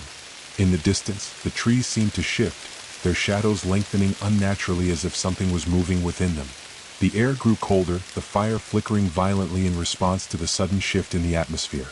Then came the voice, faint but unmistakable, echoing through the trees. You cannot outrun what is within you. The voice was the same as before, the figure's whisper from the shadows, but now it seemed to come from all around you. The hunger inside you stirred again, rising up like a storm within your chest. Your heart hammered as the voice continued, a mocking undertone to each word. The forest never forgets. The hunger never dies. It is you now, and you are it. There is no escaping that which you carry in your blood. The woman stepped closer to you, her eyes wide with fear, but there was something else there too, a spark of defiance. It's not real, she whispered. It's just trying to break us, to make us believe it has control. You looked at her, feeling the weight of her words settle in your chest. Maybe she was right. Maybe the forest and the hunger were trying to break you, to twist your mind, to make you believe that there was no escape, no hope. But the more you listened to that voice, the more you felt the pull. The hunger was real, and it wasn't just a physical thing anymore. It was a presence, a force that had woven itself so deeply into your soul that it had become a part of who you were. You swallowed hard, trying to push back the terror that was creeping up your throat. We have to keep going, you said, your voice shaking, but with a strength you hadn't felt in a long time. We can't give in. We can't let it win. The woman nodded, but her expression was one of quiet resignation. Then we fight, she said, her grip tightening on her knife. We fight with everything we have. You didn't know what that fight would look like. You didn't know what would happen next. But one thing was certain, whatever this hunger was, it was not just about survival anymore. It was about something deeper. Something that had taken root inside you, something that would either destroy you or force you to confront the darkness that had shaped you. And maybe, just maybe, the only way to truly escape the forest hold was not to outrun it, but to understand it. To face the hunger not as something to flee from, but as something to fight. The night was silent once more, but the hunger was no longer just an ache. It was a presence, and it was with you now, every step of the way. The forest had always been a presence you couldn't quite escape, but now, with the figure's cryptic words lingering in the back of your mind, its pull felt more real than ever. The hunger was no longer just an ache inside you. It had become a quiet, insistent voice, calling you back to the darkness, whispering promises of something greater, something you didn't yet understand. And as the figure disappeared into the shadows, leaving you standing at the edge of that vast, dark expanse, you knew the choice was no longer simple. It wasn't a matter of running anymore. The hunger had marked you, had etched its presence into the very fabric of your being. You and the woman stood in silence for a long time after the figure had gone, the weight of its words pressing down on you both. The fire you had built earlier seemed insignificant now, its warmth fading into the cold air. The hunger in your chest was quiet for the moment, but it wasn't gone. It was just waiting. She turned to you, her face drawn with exhaustion and fear. Do you think we can outrun it? Her voice was strained, like a thread ready to snap. You met her gaze, unsure of the answer. Could you outrun it? Could you escape the bond that the forest had forged between you, or was this simply the beginning of something much darker? You felt the weight of it, that hollow pull that seemed to seep into your bones. Every step you took away from the forest had seemed like progress, but now you weren't so sure. The figure had said that the forest never truly let go. And as much as you hated it, you couldn't deny that there was a part of you that wanted to return. The hunger was a part of you now, woven so deep into your soul that even as you fought to move forward, it pulled you back. "I don't know," you said softly, the words tasting bitter in your mouth. "I thought we could. I thought we had escaped."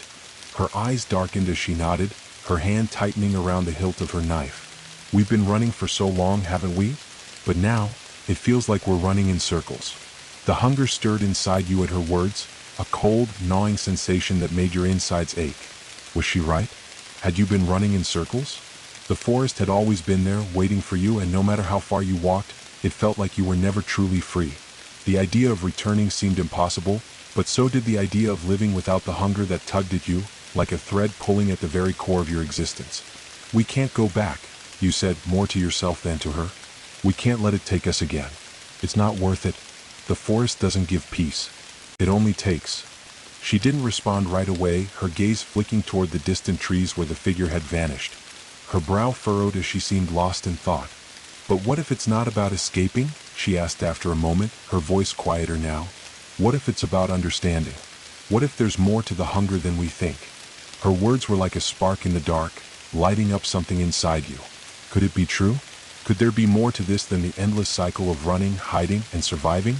Was the hunger truly a curse, or was it something else? Something deeper, more ancient, that you hadn't yet understood? Before you could answer, a loud crack echoed through the air. Both of you turned instinctively, eyes wide with alarm.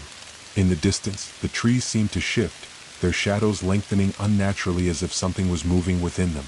The air grew colder, the fire flickering violently in response to the sudden shift in the atmosphere. Then came the voice, faint but unmistakable, echoing through the trees. "You cannot outrun what is within you." The voice was the same as before, the figure's whisper from the shadows, but now it seemed to come from all around you.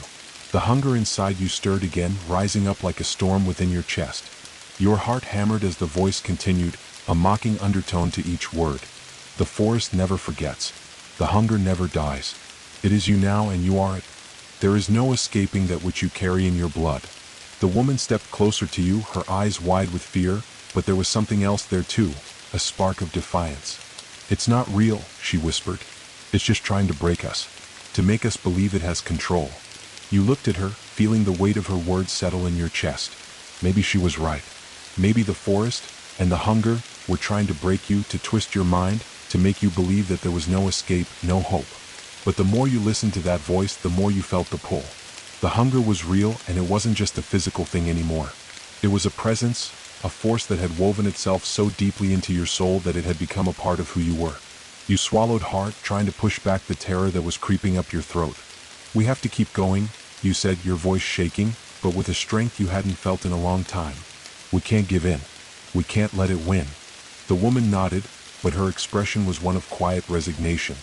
"Then we fight," she said, her grip tightening on her knife. "We fight with everything we have." You didn't know what that fight would look like. You didn't know what would happen next. But one thing was certain, whatever this hunger was, it was not just about survival anymore. It was about something deeper. Something that had taken root inside you, something that would either destroy you or force you to confront the darkness that had shaped you.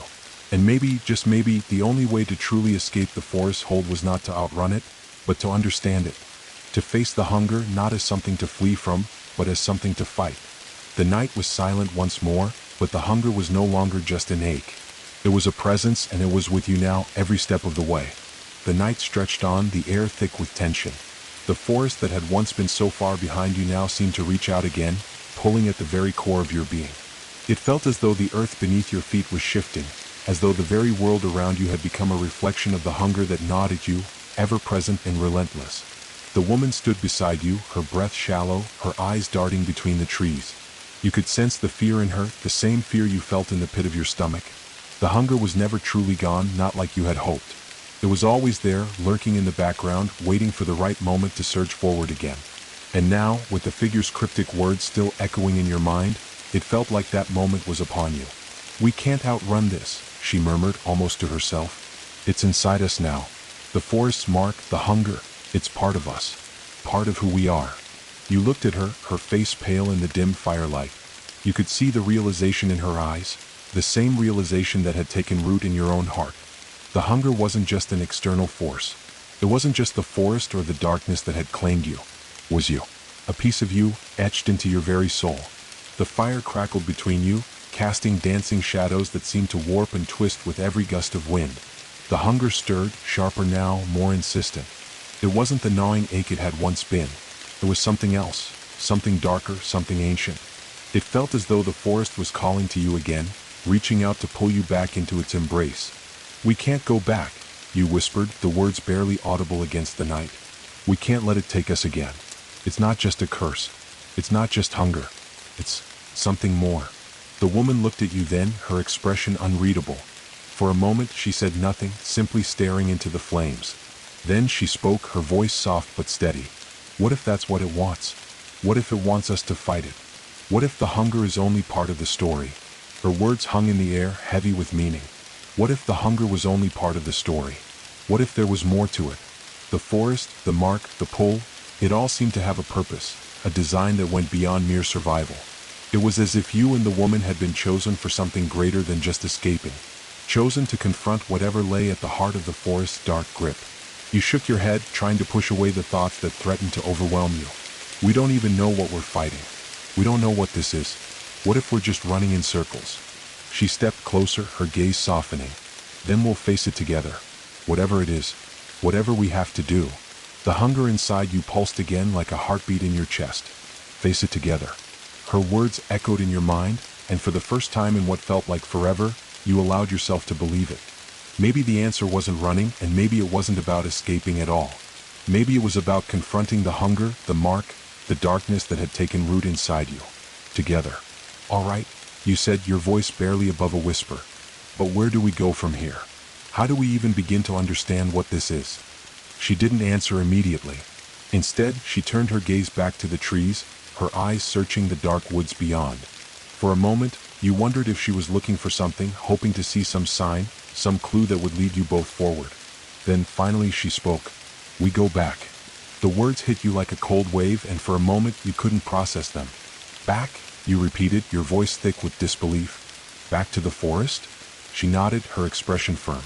"Yes, we have to face it. Not run from it, but go back and see what it's trying to show us. We can't keep running forever." The idea was terrifying. The forest, that forest, had nearly destroyed you. It had taken everything you had, twisted it, and turned it into something dark and unrecognizable. But as you looked into the woman's eyes, you saw something else.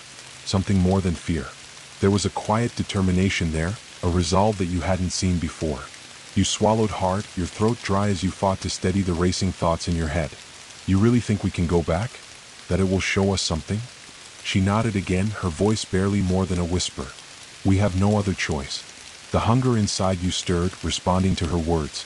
You could feel it deep within you, a constant reminder that it was never truly gone.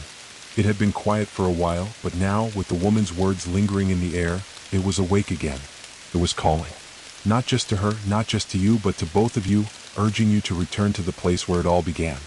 For a long time, you stood there in the cold, the fire crackling between you, the distant sound of the river rushing through the night. There was something in the air now, something waiting. The figure's words, the hunger's pull, the weight of it all, it was too much to ignore. And as much as you tried to push it away, to convince yourself that you didn't need to return to that place, a part of you knew that this was the only way forward. Finally, you nodded. "All right, we go back." She gave you a small, tight smile, her eyes meeting yours with an intensity that mirrored your own fear and resolve. "Together," she said softly. The wind picked up, rustling the leaves in the trees, and for a moment, the world seemed to hold its breath. The hunger inside you simmered, ready to boil over at any moment, but there was something else too. A quiet understanding that no matter what lay ahead, no matter what horrors the forest had in store, you would face it. Together. The fire crackled one last time, sending a shower of sparks into the darkened sky, before you both turned and began to walk. Back into the unknown. Back into the darkness. The night swallowed you whole as you and the woman made your way back toward the edge of the forest. The path ahead seemed to stretch endlessly, and with each step, the air grew heavier, thicker, as if the very earth was reluctant to let you go. The hunger simmered deep within you, a constant companion, whispering things you couldn't quite hear but knew were there. It was as if it knew where you were going, and it was eager, hungry for what was to come. You didn't speak much as you walked. Words felt pointless in the face of what lay ahead. There was no need for assurances, no need for explanations. The hunger had already spoken, the forest had already claimed its toll, and now, you were returning to confront it all. There was no running this time. No escape. The trees ahead loomed like silent sentinels, their twisted trunks and dark limbs stretching toward the sky. The forest looked different now, not the unfamiliar wilderness it had once been, but a place you knew intimately. Every root, every crooked branch seemed like an old friend or perhaps an old enemy, both in a way. The woman walked beside you, her eyes scanning the trees with a mixture of wariness and determination. Her breath was shallow, but she moved forward without hesitation. There was a strength in her that you hadn't seen before, and it gave you a small, fleeting sense of hope. You weren't alone in this. You couldn't be. The first step into the forest felt like a jolt through your bones. The hunger roared to life in your chest, surging up like a tidal wave, but you didn't falter. You clenched your fists and pressed forward, the sound of the forest around you growing louder, the rustling of unseen creatures in the underbrush, the distant howls of something far off. The forest had never been silent, but this time, it felt alive, like it was watching you, waiting for you to make your next move. "We're close," the woman said quietly, her voice trembling slightly as she broke the silence. You turned to look at her, seeing the faintest glimmer of fear in her eyes, but also something else, something unshakable. "How do you know?" you asked, your own voice hoarse, though you hadn't realized it until you spoke. It felt strange, being back in the forest again, after all the time you had spent trying to leave it behind. She didn't respond right away. Her gaze was fixed ahead, her eyes scanning the shadows. "I can feel it. The pull, it's stronger here. Like it's calling us, telling us where to go." Her words sent a shiver down your spine. The hunger stirred in response like a growl in the back of your mind. It was alive, it was with you, it was you. The forest had always been a part of the hunger, and the hunger had always been a part of the forest. The connection was deeper than you had realized, and now, in this moment, it was impossible to deny. You pressed forward, your heart pounding in your chest. Every step felt like it was carrying you deeper into something you couldn't fully understand, something that was beyond your comprehension, yet intimately familiar. The deeper you went, the darker it became. The trees seemed to crowd closer together, their branches reaching out like skeletal hands, their shadows pressing in on you, thickening with every step. Then there it was, the clearing, the place where it had all begun. The campfire, the forest around you, the feeling of being watched. The air felt heavy here, charged with the remnants of all that had happened. The trees that encircled the clearing seemed different now, their gnarled branches twisted into shapes that almost seemed to mock you. The forest had never forgotten. The forest had never let you go. You stopped at the edge of the clearing, your breath catching in your throat. The hunger roared to life again, surging through your veins like wildfire. It was stronger here, more intense. It was as if the forest itself was feeding on you, calling to you, coaxing you to give in. The woman took a deep breath beside you, her hand going instinctively to her side where a blade should have been. But there was no blade now. No weapons, no tools. Only the rawness of the hunger that lived inside you both. "This is it," she whispered. "This is where we face it." For a long moment, neither of you moved. The air was thick, oppressive. The hunger seemed to be waiting too, like a beast on the edge of the clearing, poised to strike. You could feel it in the very air, the tension, the weight of everything that had happened, everything that was still to come. And then it moved.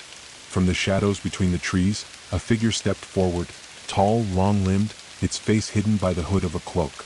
The very air seemed to bend around it, and the hunger inside you surged, demanding something, anything to satisfy it. The figure stopped at the edge of the clearing, its presence a palpable thing, as if it was the forest itself, living, breathing, watching. It raised its head slowly, and for the first time you saw its eyes, hollow, black, empty. There was nothing in them. No light. No warmth. Only darkness. And then its voice came, not from its mouth, but from everywhere, all around you, inside your mind. "You have come.